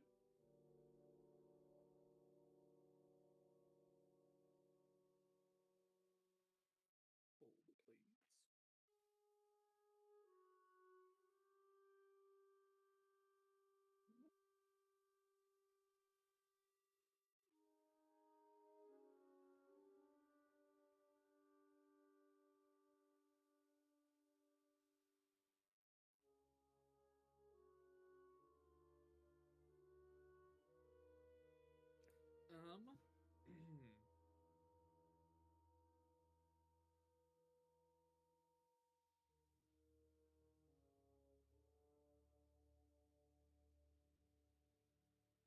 Well, the headmaster himself is pretty well versed in the planes, as it were, but that might be a hard squeeze to get in. There are a couple of professors that specialize in certain elements of planar studies, There's for example, we've got a professor that focuses on the monsters of the multiverse sort of a thing. And then we've got a professor that works on high level conjuration magic, so allow like the travel between planes. And we do have that same professor is proficient in sort of the studies of how the planes interact with one another and with our world, which might be what you're sort of getting at and asking for. Is that sort of what you're thinking? Yeah, would I be able to get that professor's name? That would be Professor Tannell. Tannnyll.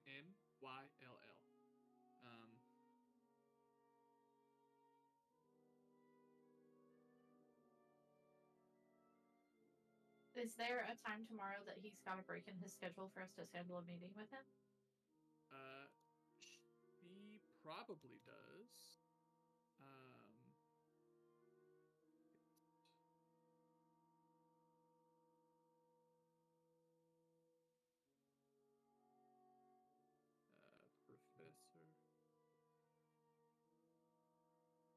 Professor. Her first name is Sadia, so Professor Sadia Tamil.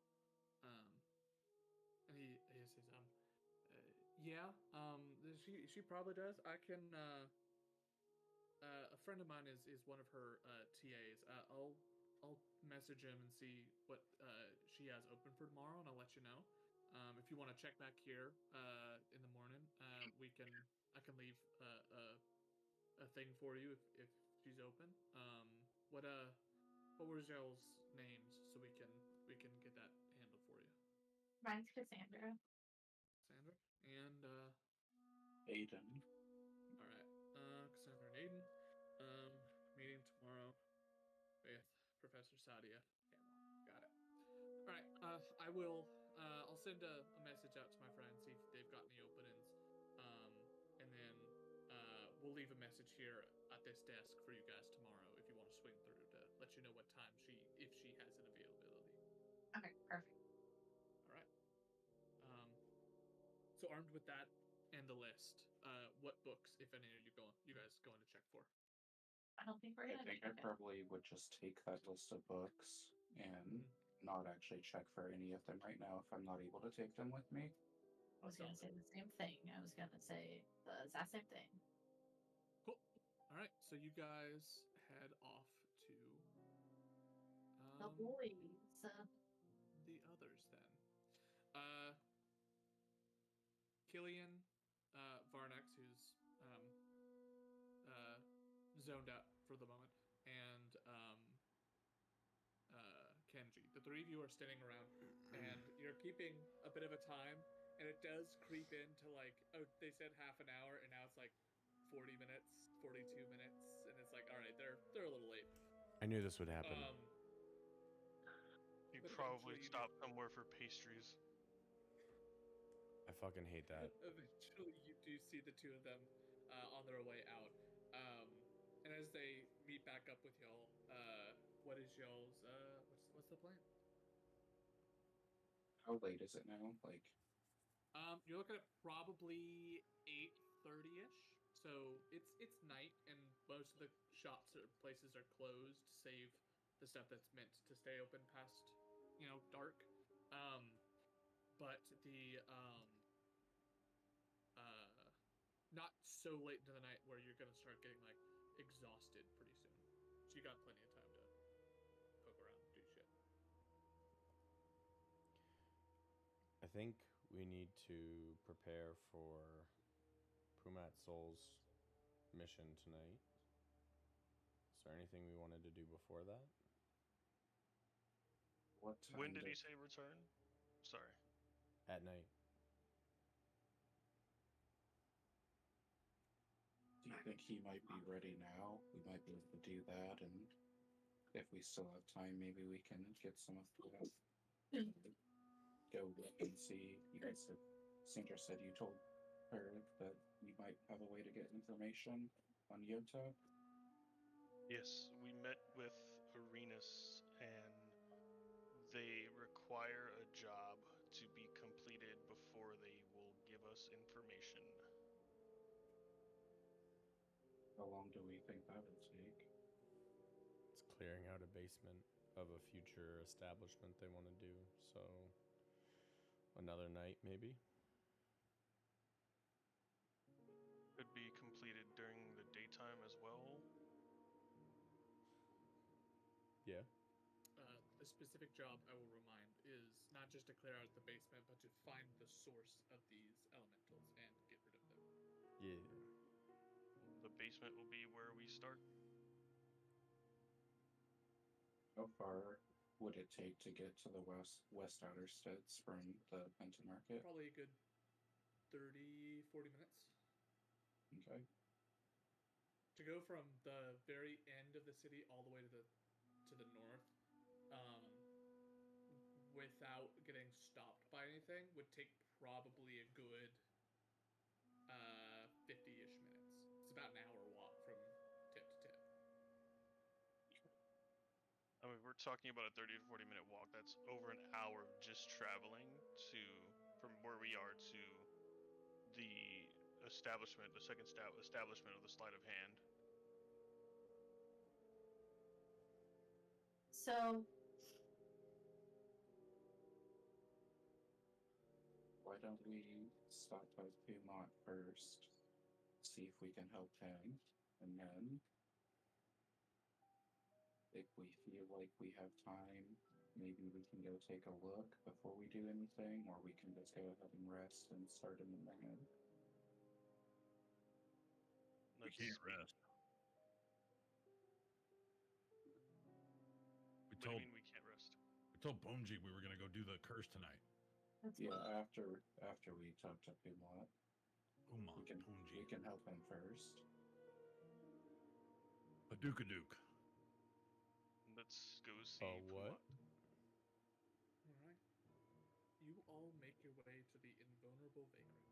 As you approach, the guards sort of nod to you as they've been informed that you would be coming. And one of the Pumots sort of standing in the lower floor, waiting for you. He nods his head, says, evening all. Thank y'all for being willing to help out and all. If you have anything you gotta prep for this, I'd recommend doing it right before we get started. Primal explain how this whole thing will go once we get upstairs. Just follow me, and he leads you up a sort of stairway that wraps around and deposits you all into a small workshop. Go ahead and Small. A workshop. A workshop, huh? activate that. And What do we have here? Can I, while we're Yep, walking, yep. give Puma the thing? Yes, you can. All right, so you guys should all see the interior of the workshop. The Kenji, why is your health down? I don't think I took a long rest on this, but I took it on the other one. Puma will guide you in this way. To the other room. It's because we haven't taken a long rest since fighting the. Oh, is that why? Yeah. No, I thought we were We have woken up not. and then we rested and then we got here. All right, well, I'm back at 33 then.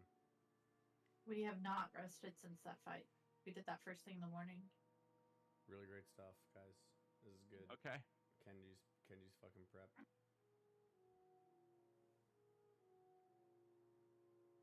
Where does it Well- all go if it dies? That's the real question we're gonna answer ourselves today. Oh yeah, I don't have any spells. Nope. Can we? It's gonna go great. Yeah. Can we take a short Uh, rest? Could we have taken a short rest while we were waiting for them? That's all right. I Uh, don't care.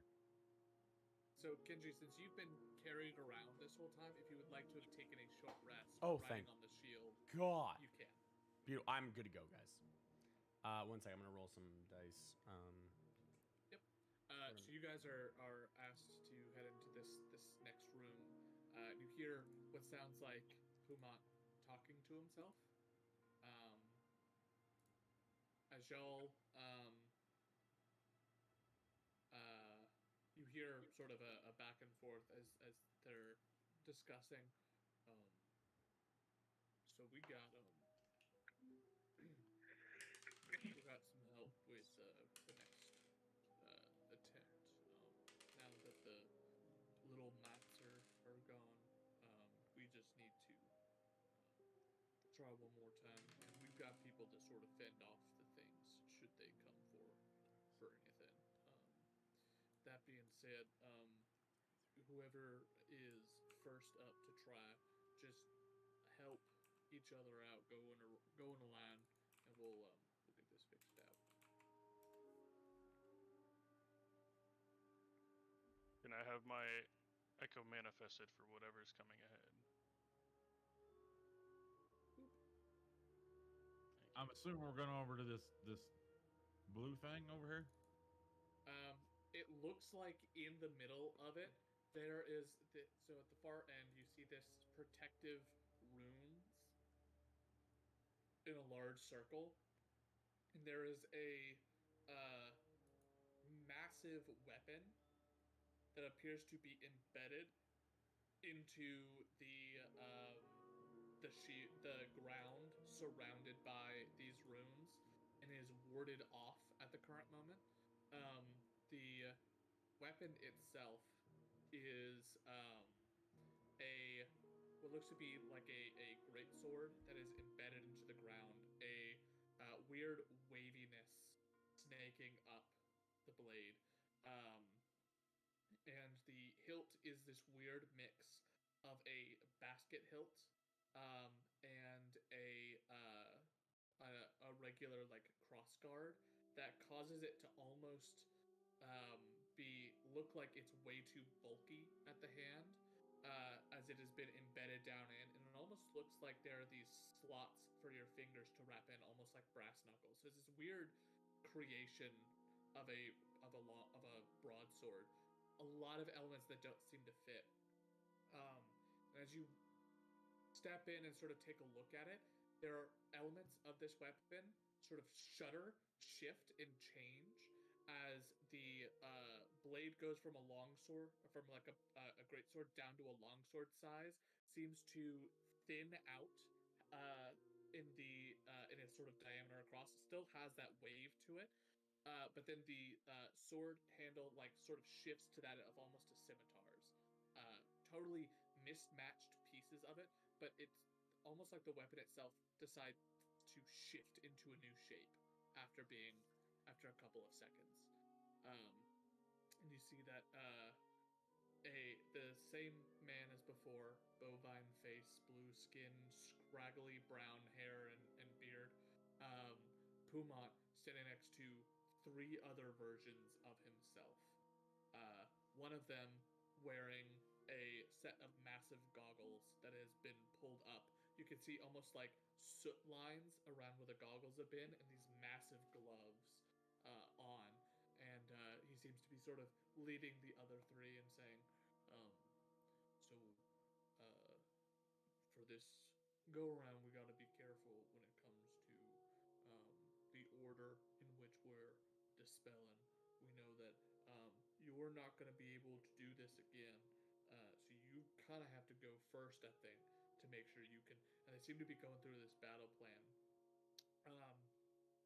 Noticing that you've all gotten in here, Pumat just sort of turns around and goes, right, thank everyone for the assistance. Hi, Cassandra. It's great to see you again. Hi! I'm just gonna hug him because I'm excited.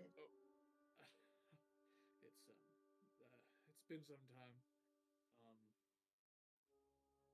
So the plan is we're going to begin the process of removing the curse and dispelling the magics that are attached to the weapon. When we do this, there's going to be some fighting back that's going to happen.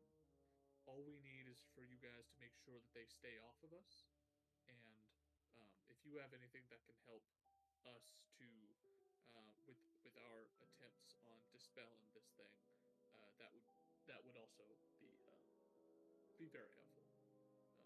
Otherwise, just keep them off us and let us focus, and we should be good. So what if, hypothetically, just maybe, we had a big battle this morning, and a lot of us just don't have a lot of magic left. Just hypothetically speaking. Well, I don't know how we fix that, I guess, hypothetically speaking. If We'll be you would fine. like to- We'll be fine. Right. If your friend's confident, I'm happy to give it a shot. And if it doesn't go the way we're hoping, we can always come back to it and try to figure it out later, or we can hire other folks to come and help fix this for us. Kenji, you're gonna stay on the field. Yeah, but as we, so I'm gonna be like, I might have something that can help. Which one of you is gonna go first? Well, and seems as though it's a little bit more arbitrary. We're gonna be rolling initiative, and it's gonna be whichever one goes. I just wanted to give my friend to whomever was gonna go first to give them the help action. All right, you Get help. this worm crawls out and skitters down your arm and sort of crawls on one of the Pumats. And Yeah. you see he's very uncomfortable with it, but seems to just sort of nod to you as like an affirmative. Go with it. "Okay, all right, sure, thanks. You said we just need to keep them off of you. What should we be expecting? Right. The last time we attempted to dispel, these sort of shades came out of it. Didn't necessarily like the fact that we were trying to get rid of the magic attached to the blade. Not all the magic mind, just the curse part. Caused a bit of an issue. So, yeah, if you guys have any protections against that sort of creature, that'd probably be the best to use that out now, if at all possible. I'm gonna cast, like, right as they get started before the battle starts. I'm gonna cast Armor of Agathos. Okay. Can I? You can go ahead and cast that now. That lasts an hour. Okay. What Oh, about an hour. Word of Jesus. Radiance? Can I use that and put it out? Because it's a 15-foot cube. I mean, what's that? It is. So, Word of Radiance is an instantaneous spell. So it's not like this is something that you cast and it releases out. It's more of a like a burst as opposed to a aura that you release. So you can have it readied to release, but it won't like stick around and be Alright. present for a while. Okay. Dumb question. I can use my sorcery points to regain spell slots, is that correct? Yep. Is it one per level? Because it doesn't specify. Or is it just a spell slot There for There should be a And- table. so where do I find that table? I want to get back my third level spells. Like at least one of them. I've only used 2 spells, so It's like more details. First level is 2 sorcery points, second is 3, and third is 5. And those are interchangeable, so you could basically get rid of all your second to give yourself a third if you wanted to, or vice versa. okay. I'm gonna use them all to give myself one of my third back. Alright. Okay. I have no spell sorcery point thingies. If everyone is ready, if you'd be so kind as to roll initiative for me. My body is ready. Oof. Yup. As expected.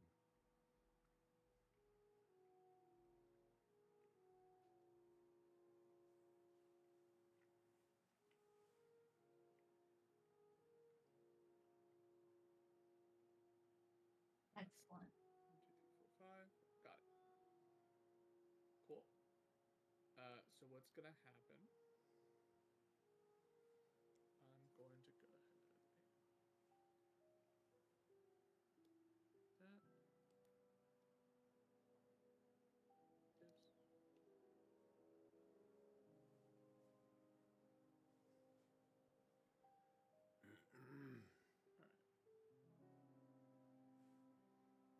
Dope map, by the way, dude.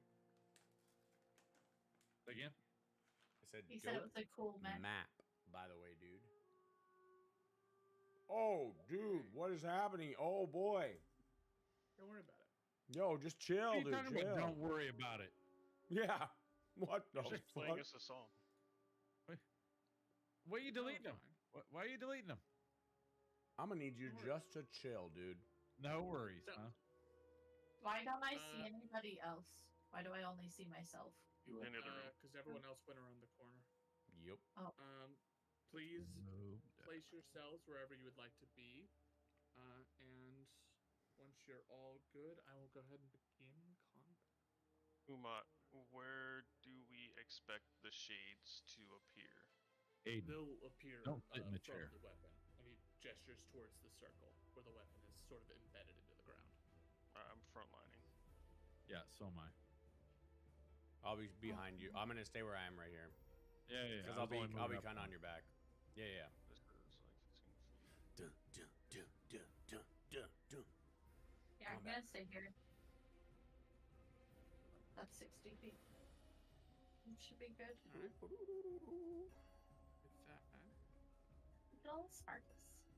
uh, Oh, no. the Pumats begin their incantation, and as they do, these creatures begin to sort of form out of the weapon and rush forward. So at let's see, Yo, someone has fireball, right? first-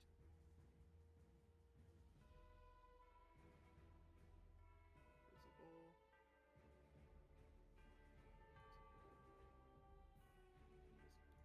All right. The first one that does sort of get out in front of all of you, it's going to rush forward to the first one here, and it's going to go ahead and make an attack on Killian. Let's see, it is a singular attack.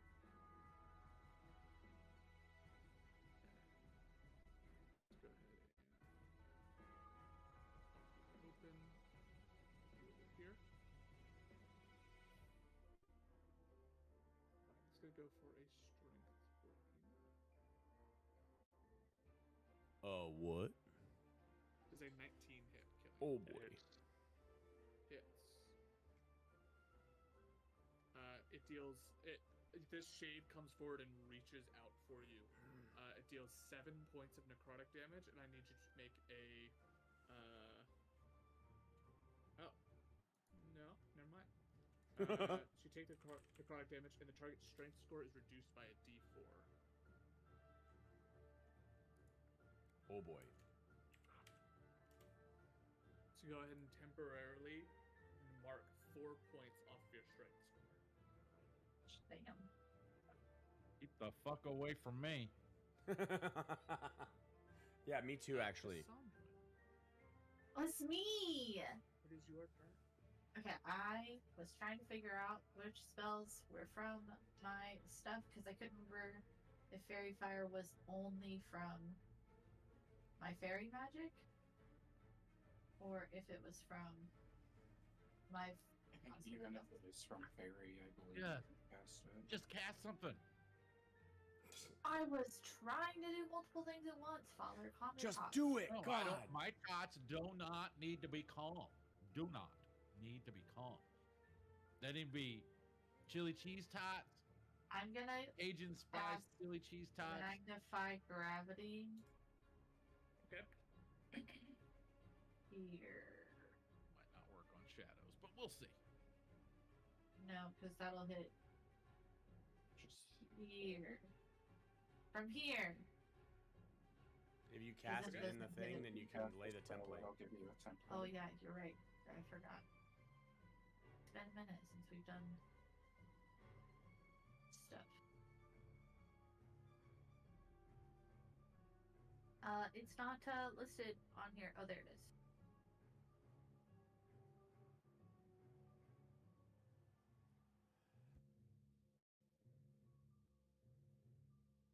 All right. Con saves. Should show. Save with throw. Normal. Let's fail. Oh boy. Oh.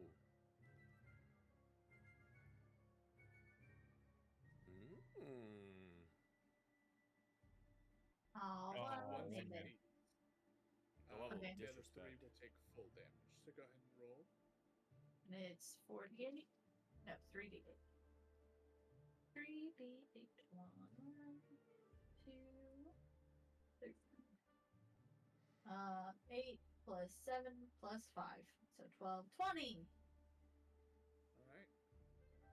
Yeah. Go ahead and mark these off.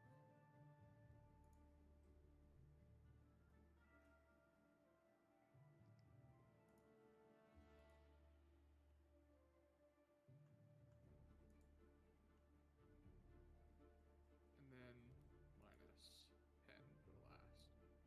All right. As you release the magnified gravity in that section, all of them sort of seem to get pressed down a bit, or able to pull themselves up. It's almost like the shades essence of it. It seems to almost elongate and draw towards the ground. These are shadows that are sort of forming up from the ground itself into these sort of beings. And as you're pushing down on them, you see the parts that make up their arms get elongated and droop as if they're almost dripping shadow back onto the ground with the increased gravity. It's your action.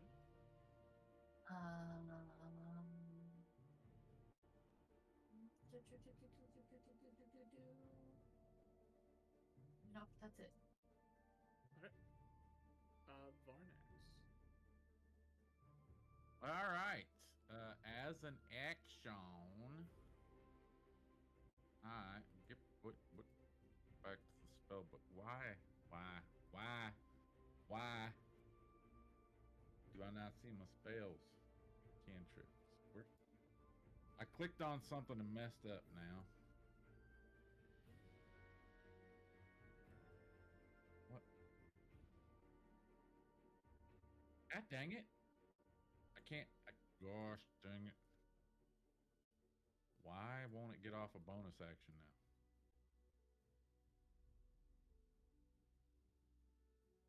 Good lord, hang on. At the top, right below where it says spellbook and stuff, there's one that says bonus action. If you click that again, it should get rid of it. Yeah, but my spells went away. Like there's no spells there at all. Like they're not on my list. It looks weird. Like my spell book's gone. You If became you only a click fighter. spellbook and it just doesn't show you anything. Hang on. Here we go. Let him cook. Word of Radiance, baby. All right. Oh, and it's 2d6 because I'm 5th level. Gonna be 7 points of damage. Do I get any modifiers on that? Hold on. There's no modifiers. It's just 2d6. Let me double check the spell.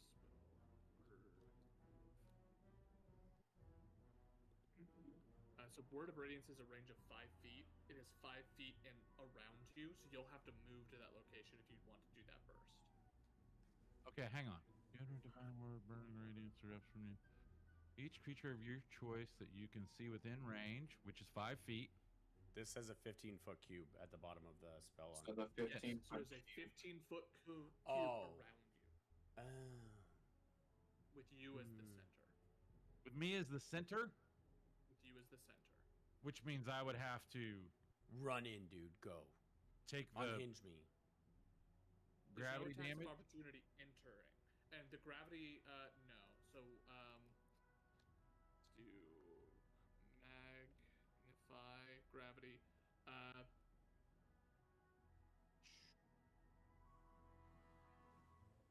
So each creature in the sphere on the turn which you cast it must make a con save. On a failed save, they take that, or speed is halved.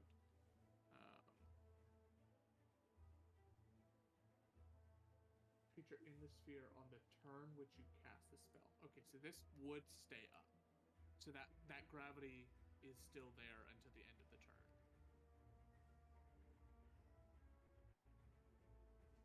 And it was 20 points of damage if I don't make the save. That's right. And the save is 15. Yes. Fuck it. YOLO. Oh, wait. All right. That means Kenji's got to do it too. Nope. I hopped off. All right. No, it's not as fun. Yeah, I'm not gonna get fucking dragged into that. Yo, here we go, dude. Fusion. I did not pass, so I take 20 points of damage. Oh god.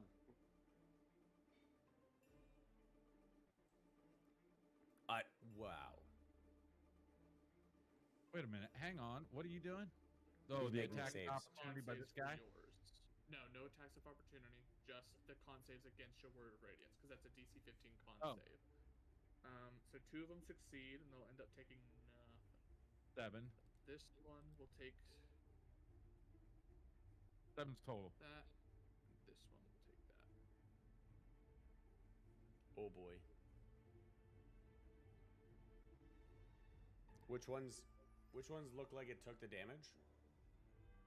The one directly above him and the one in between him and Killamash. Okay. I'm doing top down, left to right. Gotcha. So pass, fail, pass, fail. Yep. Minus that. Got it. You go and release it. The 2 that seem to pass seem to fully get out of the range of this burst before it hits, but the other 2 get hit and it sears into them for a good chunk of their damage. Let's see. In fact, the as it releases, you recognize, since you release this magic, that radiant damage that you dealt seems effective against these creatures. Yeah, I assumed. It's there. So that's your action. All right, my Sure, bonus sure. action.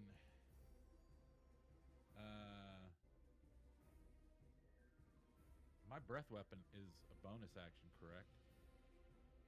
I'm trying to see. Oh Under no! When you features- take the action on your turn, okay. Yeah. But I can do my extra friggin' attack. From what? Huh? So My extra cantrip is a attack. full action. Yeah. Right, but don't I get extra attack as that too? Is that not how extra So attack? if you take the attack Oh, action on your I see what you're saying. turn, I have to attack, and then I can do an extra attack. Got it. Correct. Not cast the spell. Okay. Okay. looks like your bonus actions are your 2 channel divinities. If you'd like to use one of those. Yep. Okay. Which one are they? So as a bonus action, you call out a creature within 30 feet of you. You have advantage on all checks made to track the marked creature for the next hour. You can end this. That one's not working.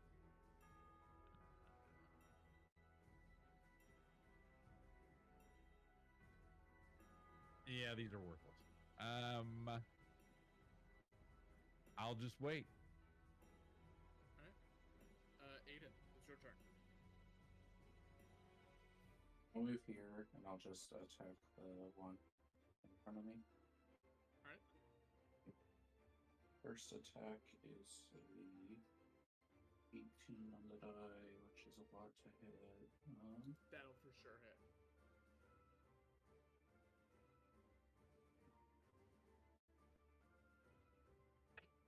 That's 10 points of damage. Okay. Second attack is an 11, which is a 21 to hit. Hits. For 10 more points of damage. Okay. And then bonus action attack. I dropped that one. That is a 14 to hit. Hit. That one is 9 points of damage.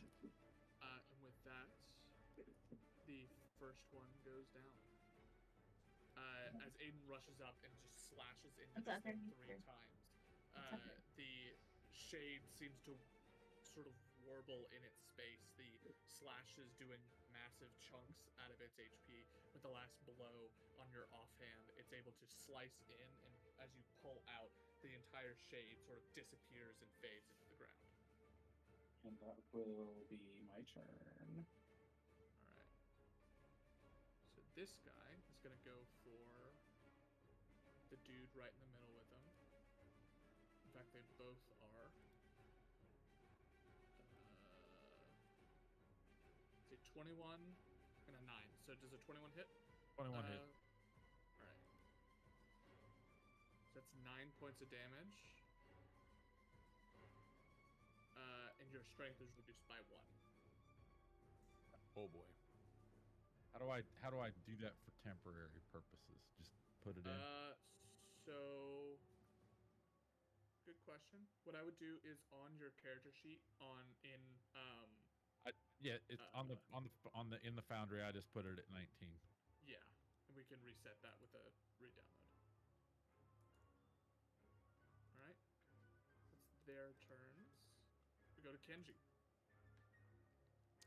You watch as both Killian and Varnex's strength seems to almost get sapped from them.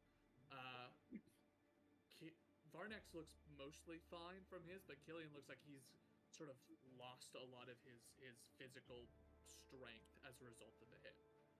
It is your turn. What would you like to do? Not a fan of that. So I will move here. Just shuffling as I go. All right, Every day friend. I'm And I'll shuffling. look at the worm. Make sure you help the Pumat souls. And I will fire off to the top one that looks like it took the radiant damage. One Eldritch Blast, see how it's doing, and then Sure. the next one. So then, out of my eye will come like the creeping tendril, hunting for it. Yo, all right. What the fuck is that? What do I get a +2? Oh boy. Oh boy. Oh boy. Oh boy. I don't like this mode. How do I see Oh on boy. spells? Yo, +8, 17 to hit. Hits. Yo, let's go. And for whatever one I fire at next, 13 + 8 for Hits. 20. Okay, cool. D10. Okay, +5. Ugh. 6 points of damage to the top one. Still standing. Okay. Yeah. With Okay. 6, that is still up. And then my second one. 9. Also. 9. That one will drop to that. Oh. As the 2 blasts hit, the first one sort of glances and blasts off an arm. The arm's able to sort of form back in the shadow, but as it's forming back, there's this sort of core to it that you see, and you send out the second Eldritch Blast, hit that core, and the entire thing sort of erupts into shadow and then fades into the ground. And so like when that thing goes down, you'll see Kenji do like kids get like really excited, right? Like when something goes their way, but like his type of jump, like when he gets really excited, is basically just we're like, that was really fun. We get to play with our friends. All right. Just really Is that awkward the and end of your creepily. turn? Yes. Killian. Is this square considered inside of the It magnify? is. One. Oh, I'm on the wrong thing. But I would need to walk around it, so I'd have to go like 1, 2, 3, 4. That's 20 feet, right? Yep. All And right. flanking. Uh, Get to work, son. check something real quick. It's time to make the donuts. It's time to make the donut. Is this square right here inside of it? Would it be considered because like it's like halfway over the square?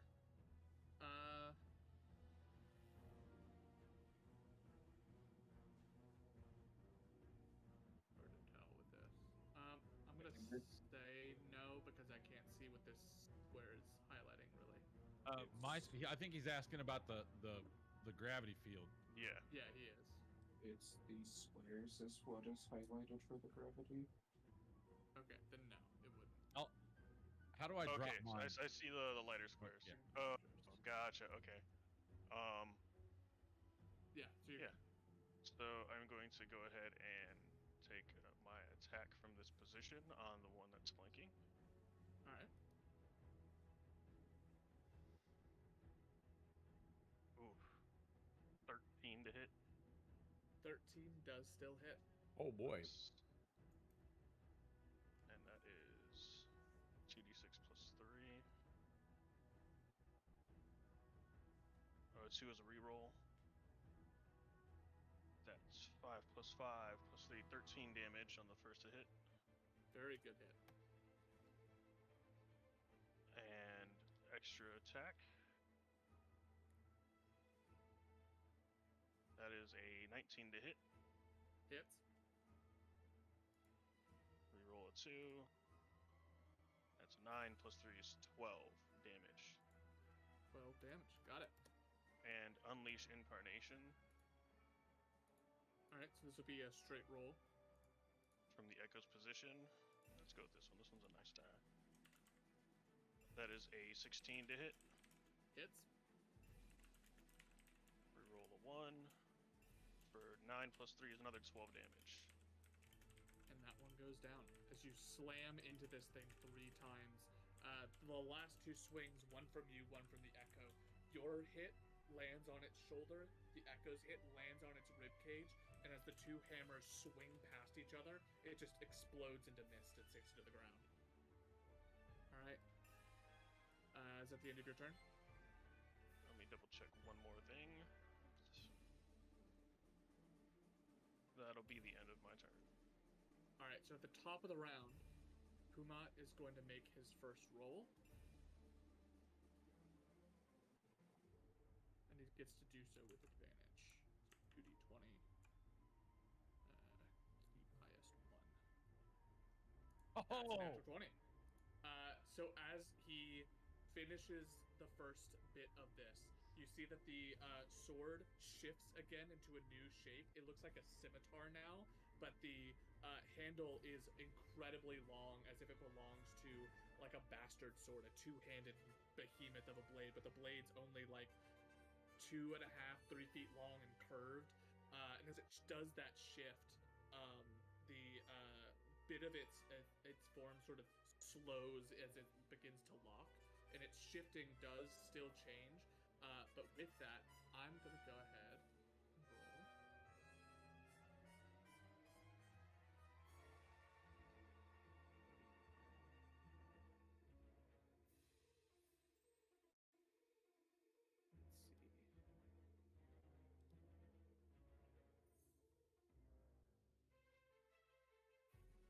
this fucking thing morphed because the weapon morphed. Huh? You Oh, no. son of a bitch. I need Killian. Actually, let me measure this out. Okay, Killian, Varnex, just the 2 of you to make a charisma saving throw. Oh, charisma. Goody goods. Or you become detached shadows. 15. Okay.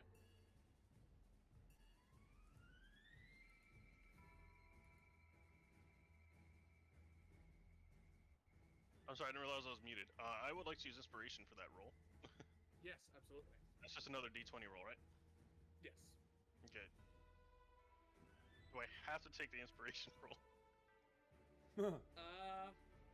Did you fuck up and roll lower than you did the first time?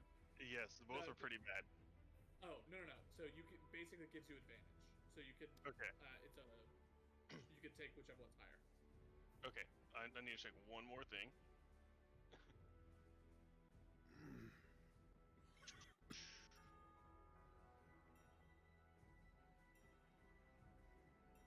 Is a saving throw considered an ability check?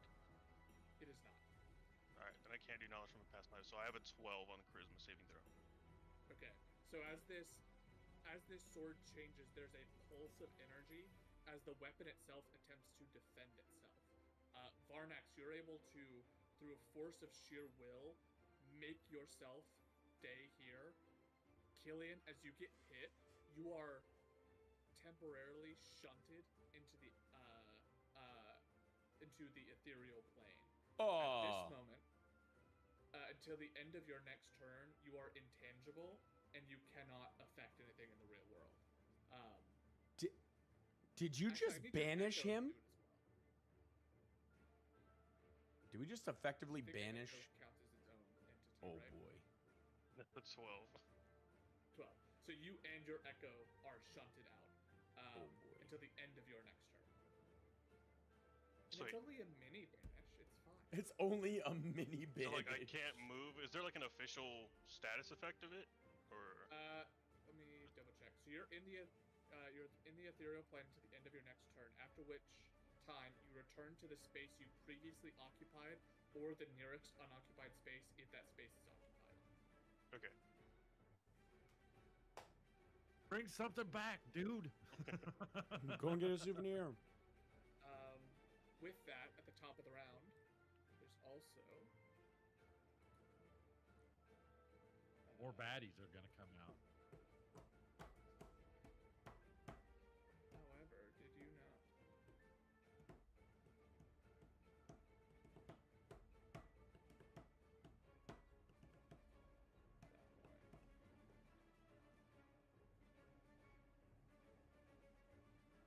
So at the top of the round, her spell drops, correct? It does. Okay. Who's? Yours. Why?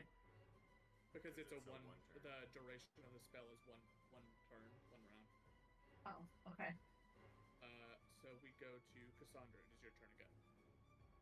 I'm gonna cast Fairy Fire. All right. Oh boy.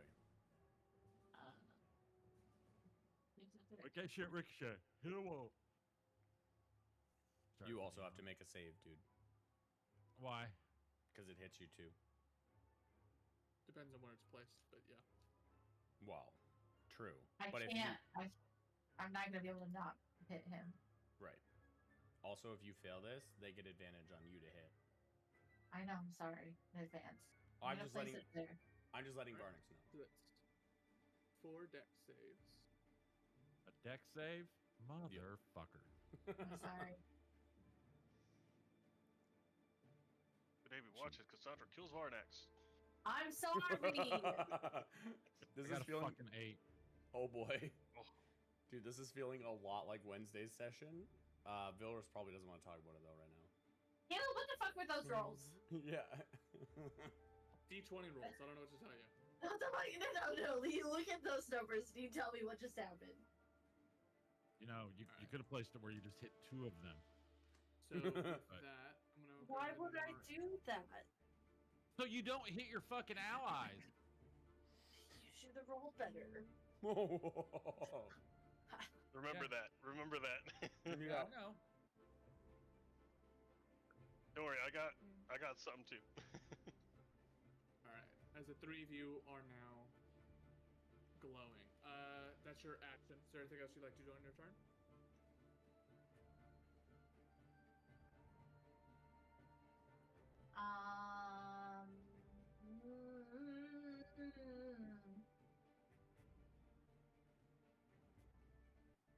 I would like to cast Bless. Shit. No, why can't I? 2 level spells. Even if I used it, I didn't use it. I didn't cast it with the spell thing. I cast it with my fairy ability. It's still a level. Still a It's also an action. Don't talk to me. What do I have as a bonus action? Don't don't tell think me I how to have play anything. D&D. Yeah, Michael. No, I got nothing. All right. We go to Barnex. Good news is that there are 2 entities in front of you that are glowing now, which means you have advantage on them. The bad Yeah, news, well, but it's there's 4 of them around me, and I need to hit them all. So I'm gonna do another daggum cantrip. all right. Another so word of sorry. radiance. Same effing place. That's it. Normal. That's a fail. Okay. Constitution. Save. Yo, roll high, dude. Normal. Okay. That's a fail. 2 low ones, please. Constitution. Save. Normal. Okay. Let's go. Last more, one. Last one more. fails. Last one fails. Last one fails. Last one fails. Fuck. Nope. Damn it. But go ahead and roll 2d6 for me, please. That's 10 points of damage. Fuck yeah, dude. Let's 10 go. points of Very nice. Very nice. it is, let's see, very effective. So 10, 10, and 10, Bum, bum, bum. and then Dun, dun, dun. got it. And then how do I remove that? So on the far left, you should see a symbol that looks like 2 rulers making an L shape. Should be Yeah. the second one down, I think. Oh. Whoops. I Yep. didn't mean to do that. Yeah, so Just click in the middle of it. The little symbol, click on that and just click the delete key. Yeah. Or backspace works. While you're There we go. Aiden, it's your turn. You weren't trying to move out of it at all, were you? What? Was Are you Varnex staying just put, or holding would you that? like to move?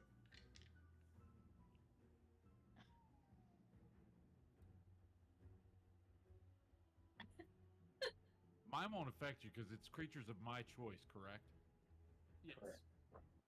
But it's in that whole grid. Yeah. Yeah. See, unlike someone else, I'm not going to hit my allies. Alright, Okay, I'm- so I'm did you gonna. want to use your movement at all, Varnex? No, Surely. I'm not going to disengage with these sons of bitches. Surely you want to not leave 4 opportunities of attack. Surely you don't want 4 opportunities. Yeah, attacks. I mean, at advantage. No. if Michael was gonna offer me, Not with one advantage. Oh my god. Listen, Okay, so I'm going to telekinetic shove and try to pull Varnex back because forced movement does not trigger opportunity attacks. that is correct. No, just fucking kill him. Just Are kill you? him. I'm going to. Are you resisting this, or are you letting me pull you? It's your best shot, I'm not gonna lie. Yeah, I'll let you. All right, so you'll move just down 1 square. Gets you out of the reach of at least 2 of them, Yeah. and then Jesus Christ. that is your bonus action. Yeah, and then I don't know. I'm gonna cast Burning Hands. Okay. I'm gonna try to figure out if I can hit all 4 of them.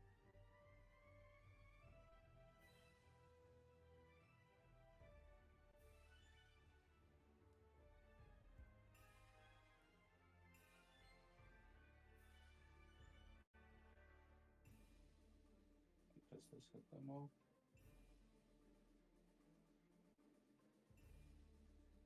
Or does this enter on me? Does that hit them? I know. don't see it up yet.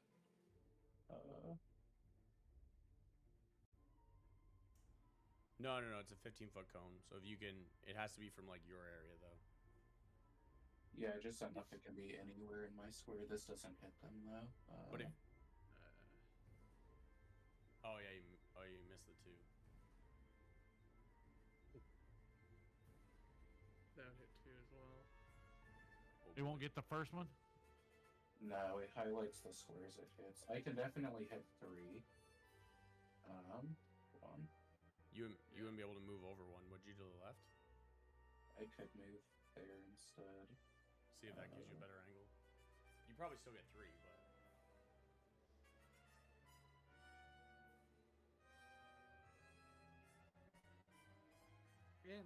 side, you don't have to worry about trying to miss Killian because he's not here right now. Oh, definitely 3. Okay. You're only gonna be able to get 2 no matter what. No, I can hit 3, but I'll stop trying to hit 4.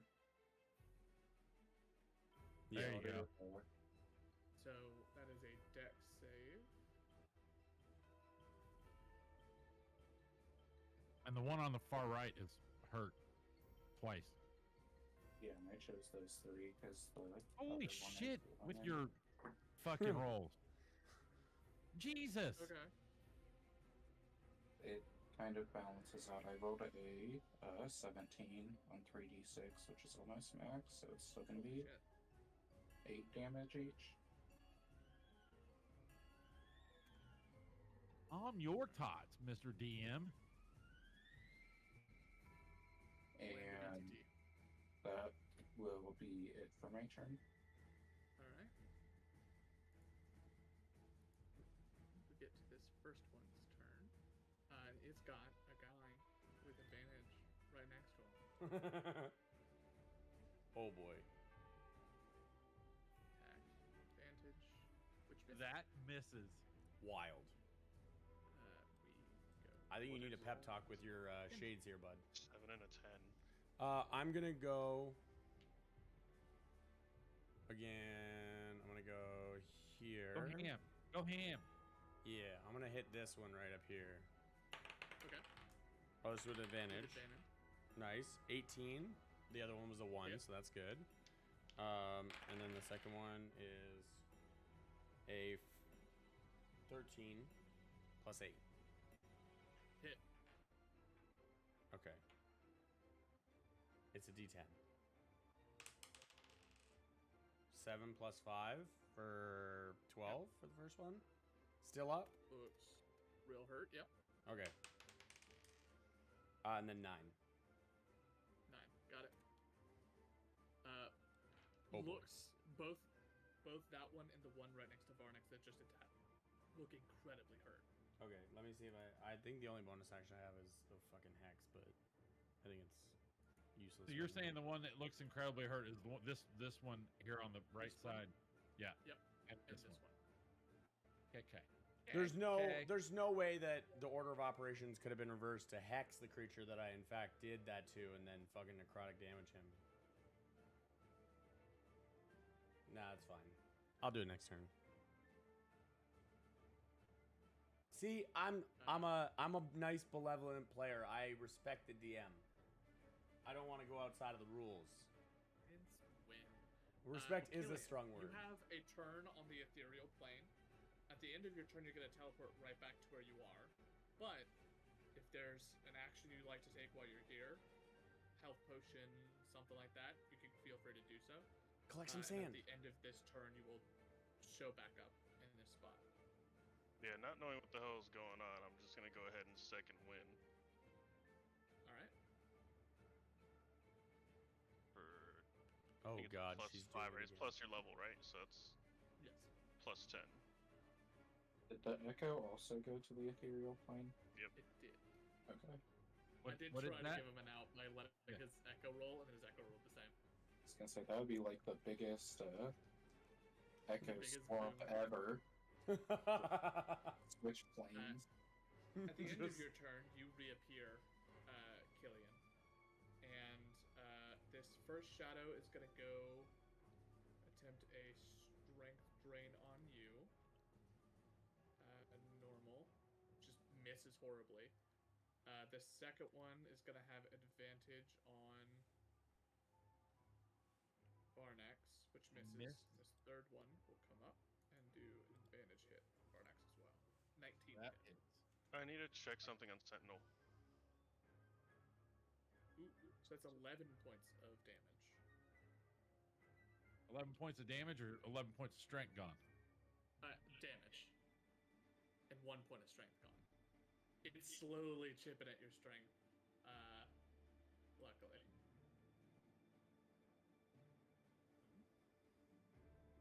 Okay, now I'm good.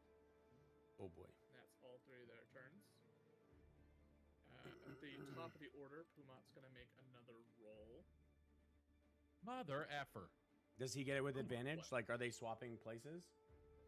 Yeah. So the- your So the worm should be moving to the next person who's going to cast to give advantage. so /R 2d20. Keep highest 1 plus 5. Oh. Fortunately, with a 6 and a 3, that is not enough. As he attempts to allow this thing to be dispelled further, it does not pass. I'm gonna need to roll 1d1. Oh boy. 59. What does that even mean? Interesting. I need Killian, this won't affect you. Aiden and Varnex, I need both of you to make a Constitution saving throw. OMGs.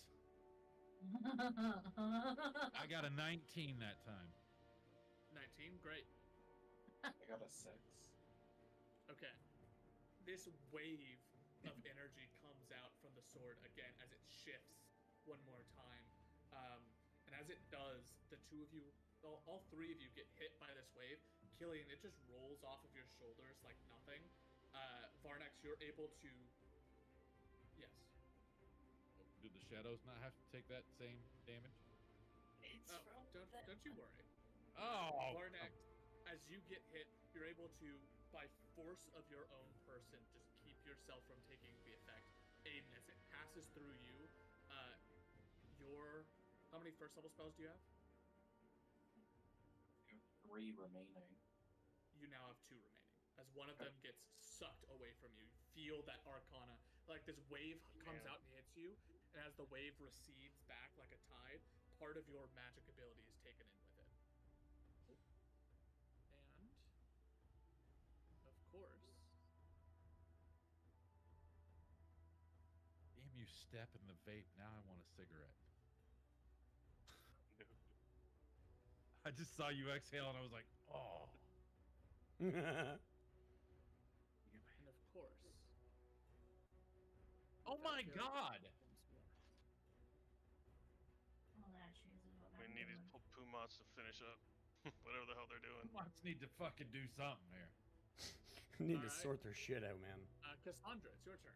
Look at all those enemies bunched up, ready for whatever it is you're about to unleash on them. Yeah, see what I was gonna do is Moonbeam. Uh-huh. Moonbeam isn't gonna hit all of them. No, it is not. Wave of them. But it'll hit 4, which is the max Moonbeam can hit. Which You is can hit really 5. strong.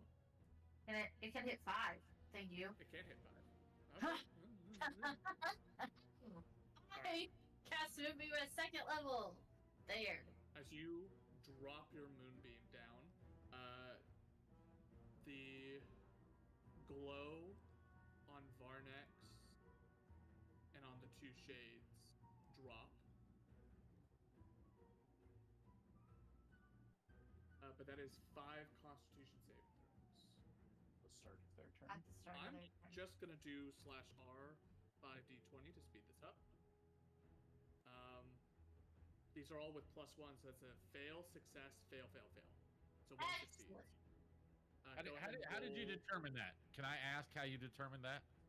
Yeah, Keep, so like, because I nothing. had to roll 5 con saves, I was just like, let me roll 5d20.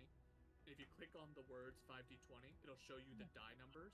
Oh. And so a 9 fails, 19 succeeds. I 10, didn't 3, know that. 7 fail. I didn't know it did that. I'm sorry. I was like, Jesus Christ, you just did that in your head like fucking... No. Like, I, It was like, okay, so it's this. You divided that out by 5 and was like, okay, Definitely.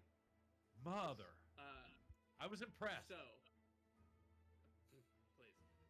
If it's something impressive, I clearly did not do it. How much damage did you roll? 28.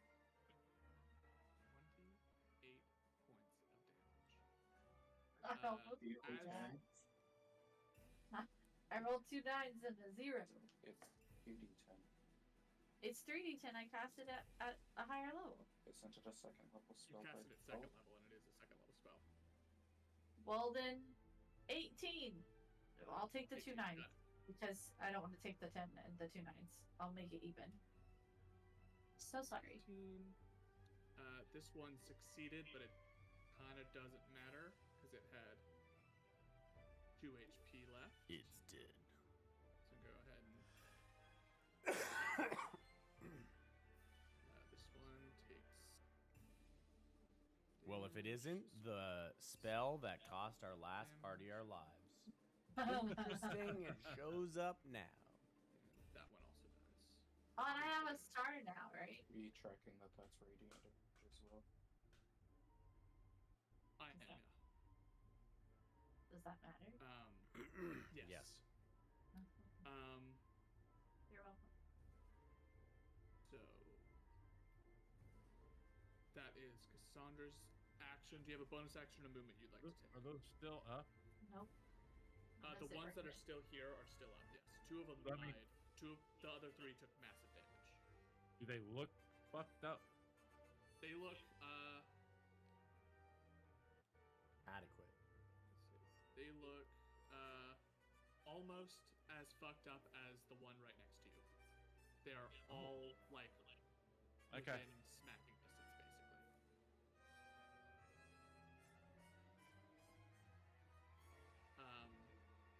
Anything else, Cassandra?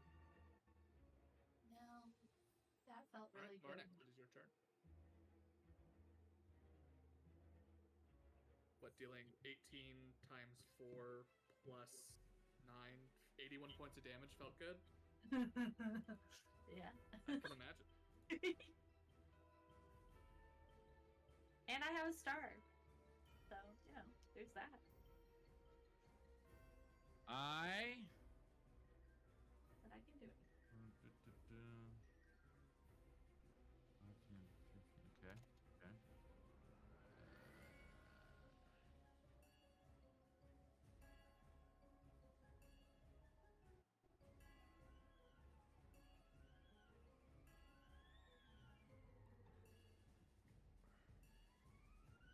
I am going to use my breath weapon straight ahead. So it's going to take in the 2 just straight in front of me. Alright. It's going to be a full line from me. It's a 30-foot line of What is acid. the damage type? It's acid. Acid? Okay. And that's a 2d10 for me. con or deck save. 19. Deck save. 2d10 these. Unless you do that. Oh boy. The DC is No. 8 plus your Constitution modifier plus your proficiency bonus. So 8, 11, your con is plus 4, so 15. So the 18 Yeah. will succeed, the 7 will fail. All right, And 2d10 damage. 2d10. That is going to be an 11. I had a Yeah. 10 and a 1. It just really sucked. 1 good dice and 1 bad dice. You did it. As both of them are covered in this acid, what does it look like when you use your breath weapon, Barnex? So, okay, this is gonna sound cheesy, but you know, like in the movie Rain of Fire, how it, when the fire mixes, the gel comes out, and, right? So you got the glands right on either side of my tongue. I'm just gonna open my maw, and the liquid's gonna come out, and when it hits together, it just turns into this acid and shoots out in a cone about this big, and just You it's nasty. It's green, you know. I'm talking, you know, like slime, just fucking. how viscous? Is it like Oh, like it's a sticky. watery liquid, or is it thick? No, it's thicky because Okay. it's gonna drip and it's gonna smoke and it's just like a slime that coats you. You breathe in and you release this sort of thick, viscous acid that sort of jets itself from these glands on the sides of your mouth. And as it sort of each one is, when separated, does not do any damage on their own, but when mixed together, it causes this reaction that causes this massive change in it. These two weird substances, this sort of slightly greenish and blackish colors, as they hit together, they turn into a dark verdant green, and as it shoots out, it's almost sludge-like the way it sort of throws itself out of your esophagus, and as it does, it slams. You hear a sizzling and crackling against the floor as the bits of wood begin to sort of pop and scar away. That is one attack. You've got a second attack. So now that does work. Okay, I was gonna clarify with that. If I Yes. didn't know if I needed to attack with the katana first and then do that, if that counted. So Yeah, good. So Now I'm gonna weapon, use my extra you make attack. the attack action. You can replace Yep. one attack, so you can do that and a swing, or technically two, because I think you get multiple uses of that, don't you? Well, yeah, I could, but it's 3 times a short rest. But no, I'm not gonna do that. I'm gonna go ahead and swing my katana at the one that's already hurt. All right, go ahead and roll a hit. Well, that's a fucking miss. Oh, boy. What's I rolled a 3. Total of, because there's Uh, a chance. 7. Oh, Oh, because your strength. No, I is- rolled a 3, a natural 3. This, Yeah, yeah. this dice may get retired for the night for rolls. depending on. Should be a 10, right? Yeah. What's your strength? It's 18 now. So but you have to plus add 4 is your 7 plus extra 3. proficiency. That'd be 10. That still does miss, but yes. Oh, I get my Your proficiency bonus too? 3. Yeah, whenever you roll to hit, yeah. Oh, I've never So done it should that. be a plus 7 total. I've never done that. Never I've done that? never added the proficiency. D- ever. well, D&D has the the total that you can do on the to hit, so it does it all for you if you wanted to check and make it easy. No. Yeah. Because No? that's if you actually roll it in D&D, and I'm not gonna. No. You can check what it is, then roll your dice, and then just add them together. That's what I do. It's okay. We'll go over it in a minute. Yeah, it's all Aiden, good. lose your turn. Who's? Aiden's. Oh, okay. I will use Burning Hands again. And it's the same 3, right? Yeah. Okay, so go ahead and These just roll hands. that damage, and I will do. Oh, Varnex, I put what your enemies look like in the HC chat. But my what? What your enemies look like after you. Yes. Yeah. Not that bad, but yeah. Nickelodeon That slime. is 2 Yeah. fails and 1 success. It's 9 points of damage this time. Nice. Okay. Look at your Oh, little you gotta be triangle with my fucked little up. circle. Look at how close we are to killing Dad over and over. Then this one succeeded, so it would be halved to that. Got it. All 3 of them get slammed with another gout of flame. They are standing, however. Double check though. Okay. So that's your action. I'm gonna try to pull the shadow on the bottom right into the moonbeam. Absolutely. It'll make a strength Jesus. save. It's still the same amount of damage, right? Super fails. Super. 18 fail. points of damage. Yeah. That one's dead. That one's got to be dead. Yeah. High But five, you can babe. pull it in. That one is gone. That's your action bonus action. You stay put. I'm the good, yeah. All right. We go directly to Kenji.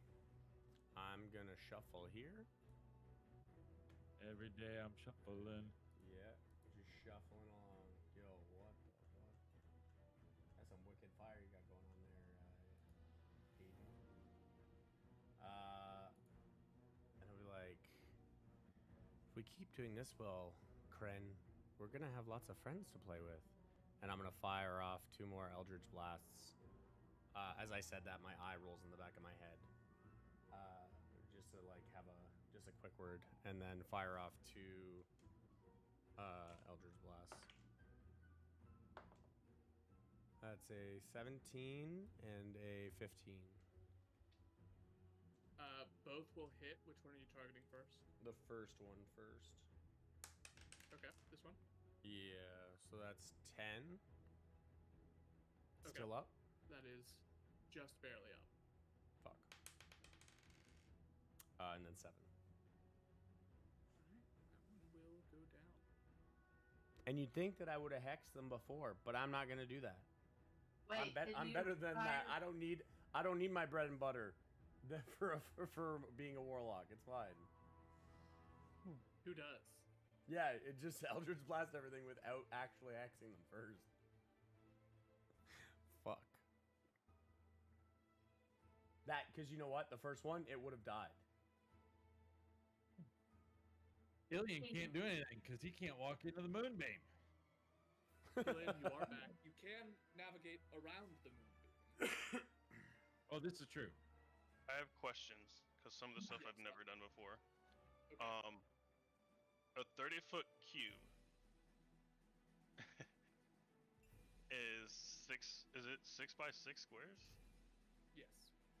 Mm, Damn. No, it's not. wait. How It's big is a not. 30-foot cube? 6 by 6 would be 36, Caleb. No, it's No, that's a 30-foot cube. It's 36 squares in Each it, but square it's is 30 5 feet feet. on each side. Oh. Yo, what I are get it, I you get doing, it. dude? I got it.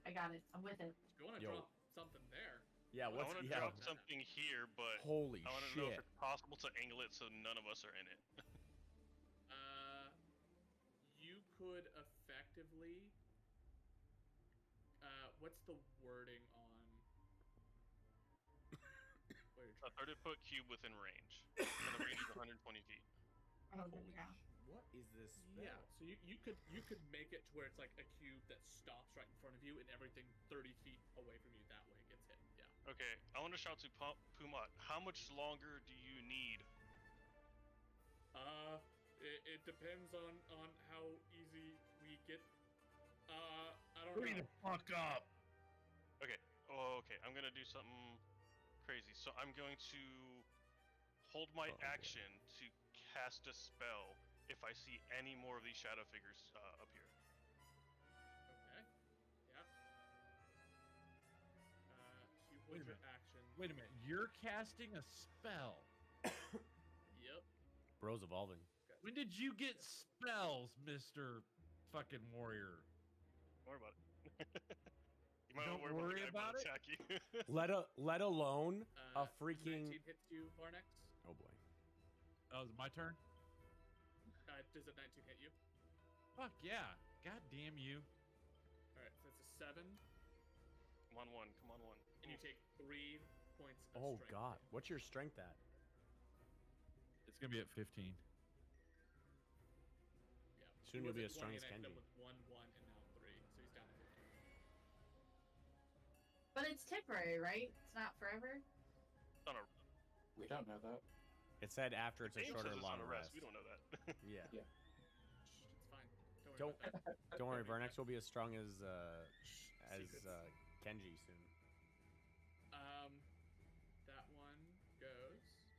Got a bunch of detached. Then at the top of the round, we're gonna go ahead and roll 2d20. Keep highest 1 plus 5. Fuck There we yeah. go. With this second blast, the second of the Pumats is able to successfully perform the remove curse, and it causes the thing to shift one more time. As it does, may do another 100, 40, What does this even mean? Doty. 40. Interesting. I need That's the fucking Killian. move. your Echo, Aiden, and Varnex to all make dexterity saving throws. Oh boy. Mini fireballs explode. A 25. Jesus Holy shit. Christ. Jesus. A I think that succeeds. You're good. I think that's I hope- it, just barely. Just barely, yeah. If that one doesn't pass, then everybody's.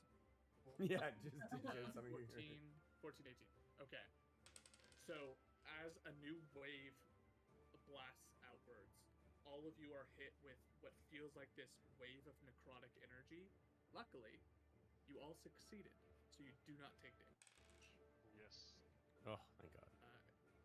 And with that, Hashtag blessed.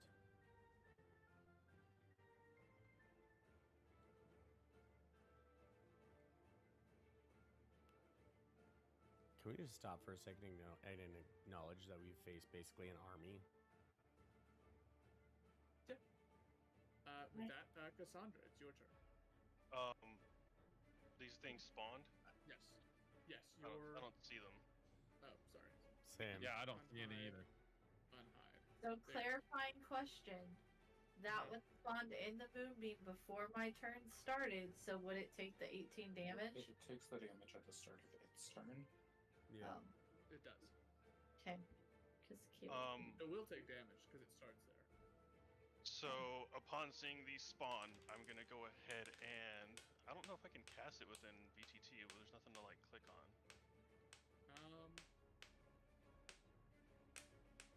Oh, did you re-download your character once you Uh, got the item? Yeah, it's in my inventory. Oh, it is. Let me see if I click on it. Oh, hi. Yeah, it is. Okay, so I'm going Oh, to the go ahead and pixie cast heart. Hypnotic Pattern. Okay. So that's a wisdom.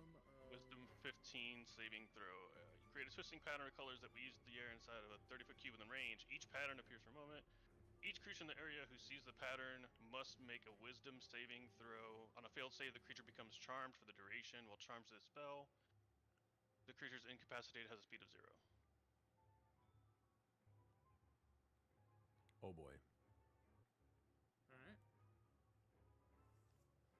So the one inside the moonbeam is the only one that is. Damn it. Unfortunately, the other two do succeed with a 17 and a natural 20. All right. Mark off Cassandra, those. it's your turn. What does Wait, that I'm hypnotic sorry. pattern do? No, I'm good. Okay. They I'm are charmed and they cannot take actions or reactions unless they are dealt damage, in which case they are knocked out of the charmed condition. I am just Wait. moving my moonbeam. That's it. Is it? Okay.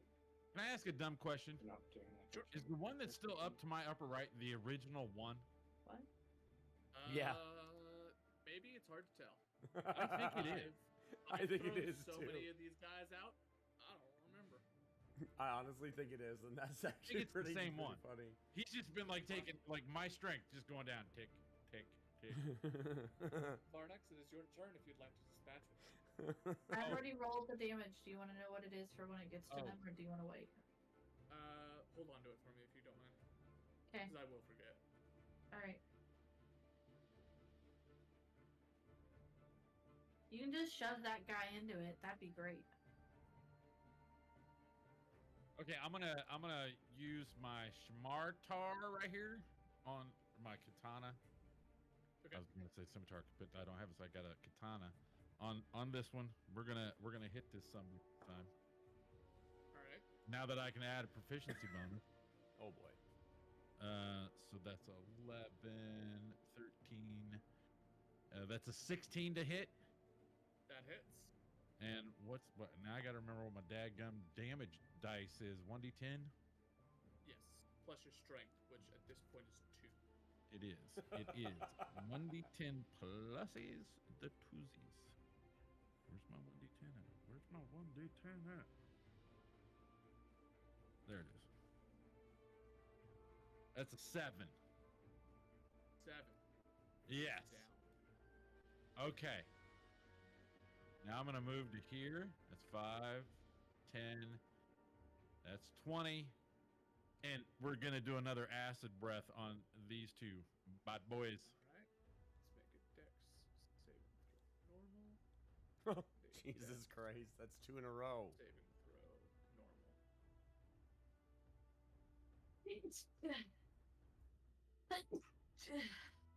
Bless you. And it's 4 plus 8 is 12 plus 3 is 15. Okay, so go ahead and roll damage. It's gonna be 12 points of damage. All right.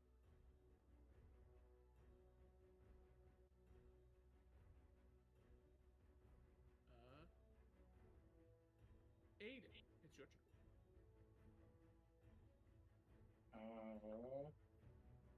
Oh, wait. I got a bonus action, right? Yes, you do.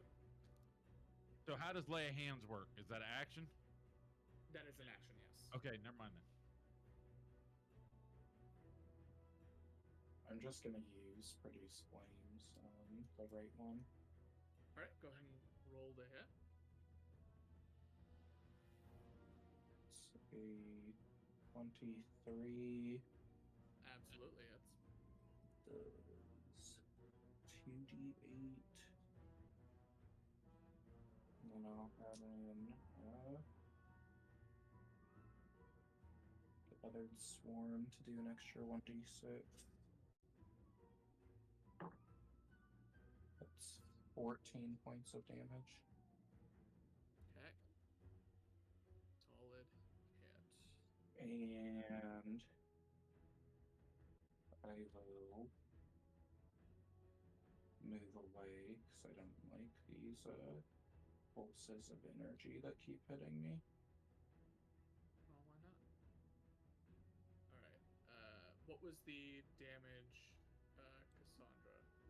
I rolled 2 10s. I got 20. All right. Let's see if he. Nope.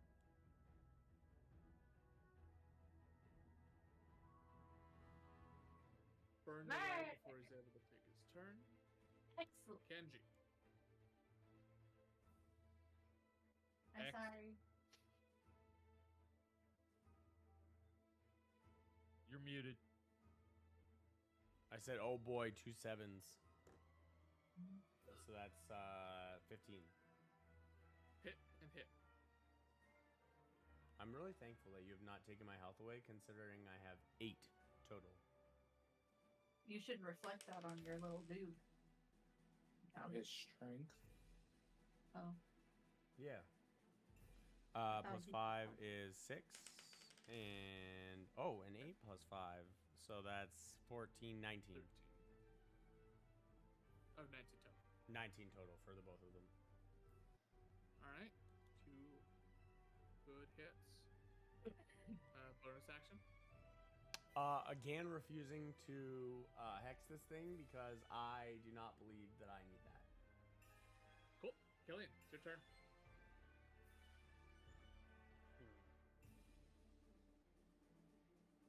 The moonbeam, when does that do damage? When you walk into Uh, it. Yeah. You the can start of walk your through turn me and or then if go you up enter, here. Gotcha. Okay. So I'm not gonna go get flanking. You won't get flanking, but you can move up here and get hit, or you can move there. All right. Attack from my echo's location onto the creature. All right. Roll the hit.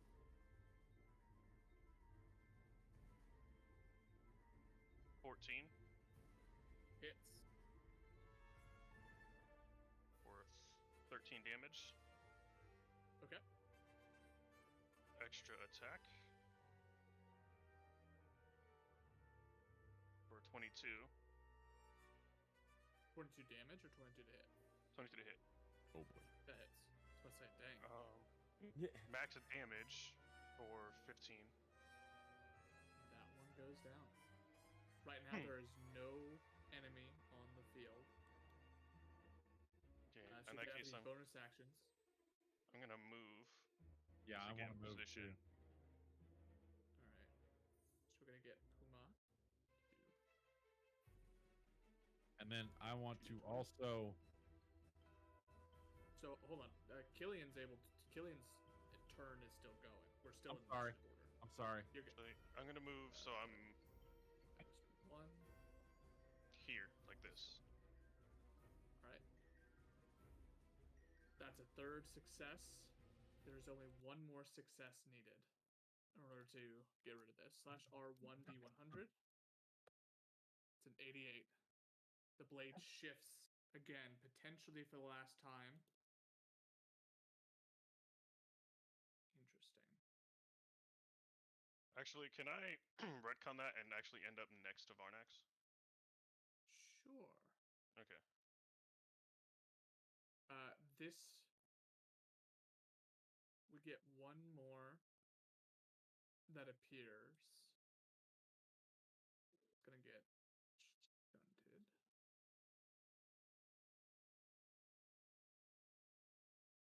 As it appears.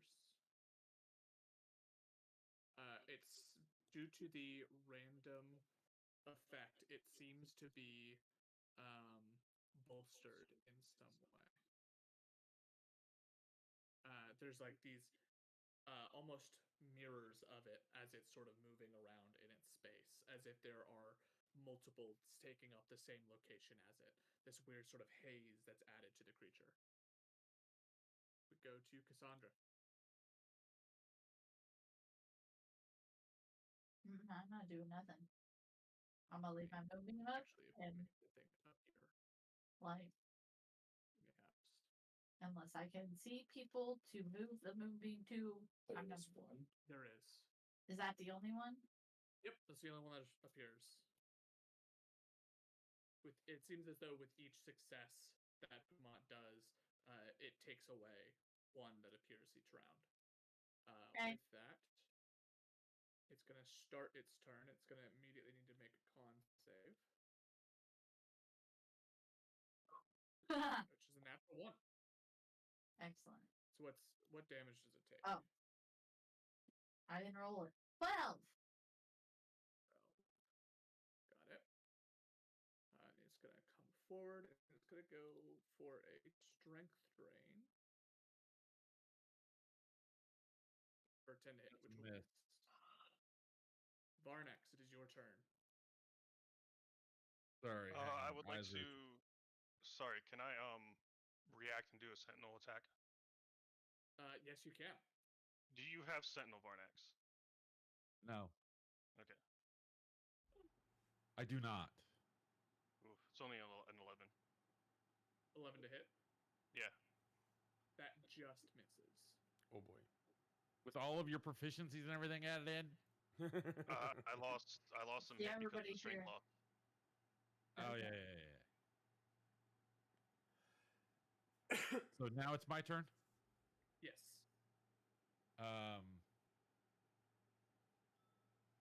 Yeah. God. But we did lose a pocket bard. Yeah. Did we? Well, I mean, Yeah, it's it says there. It just says you minimized. minimized. Sit tight. Oh You yeah, can back. hear it. Yeah. Bum bum bum bum bum bum bum bum. So can't minimize it. Got it. Good to know. We are learning. I tell you what, it's been awesome hearing it all night and no cutouts Yeah, and it- problems. True. When it works, it's Very great. glad it's working. Okay. I am just gonna go ahead and attack this son of a bitch. Which, by the way, is not Pocket Bard's fault. It's the mirroring software I was using. So, not throwing, the product is good. All right, Shout out Pocket Bard, our sponsor for tonight. It's not though. going. It's for sure not. It's super 25 not. to hit. Holy 25 shit. hits. All right, and that's a 1d8. No, 1d10 for D10. my two-handed. 2d10. Is it? No, It's one. 1d10. Yep. That would be a 10 plus my strength modifier, which is a 2, which is 12, All right. Solid hit. right? Yep. Okay. We're going to do that again. All right. Roll the As my hit. second attack. Dun, dun, The 13 hit. 13 does hit. Now we're cooking. 4. 6 more points of damage. 6 more points. Fantastic. All right. Bonus action to movement. I'm good. All right. Aiden. Alright, we will attack. With advantage. Yeah. That's a 26 to hit. For sure hits. Oh boy. I use Gathered Swarm on this one. That is not very much. 11 points of damage. As you swing into it, it is down. You have a bonus action and a rest of your movement left to take. I have 10 feet of movement left, so I will step back here. Alright, Killian and Kenji, you both have an action, bonus action, and movement to do. There are no enemies on the field, so feel free to do whatever you'd like on this turn. I'll prep Eldritch Blast if anything else comes in. Alright, hold action. Yep. Move my echo, and I will hold an action to attack anything that spawns within me and my echo's range. Alright, both of you are ready to attack. So this is Pumat's potentially last roll. 20, Pumat. keep highest 1, plus 5. With a 22. The last Pumat is able to finish the remove curse. You watch the blade shifts one last time, and right as it's about to release this energy, as it has been these last couple of rounds, that energy is halted in its tracks by Pumat completing that last aspect of the spell. The sword stops shifting and stays as this pristine looking rapier that is stuck into the ground,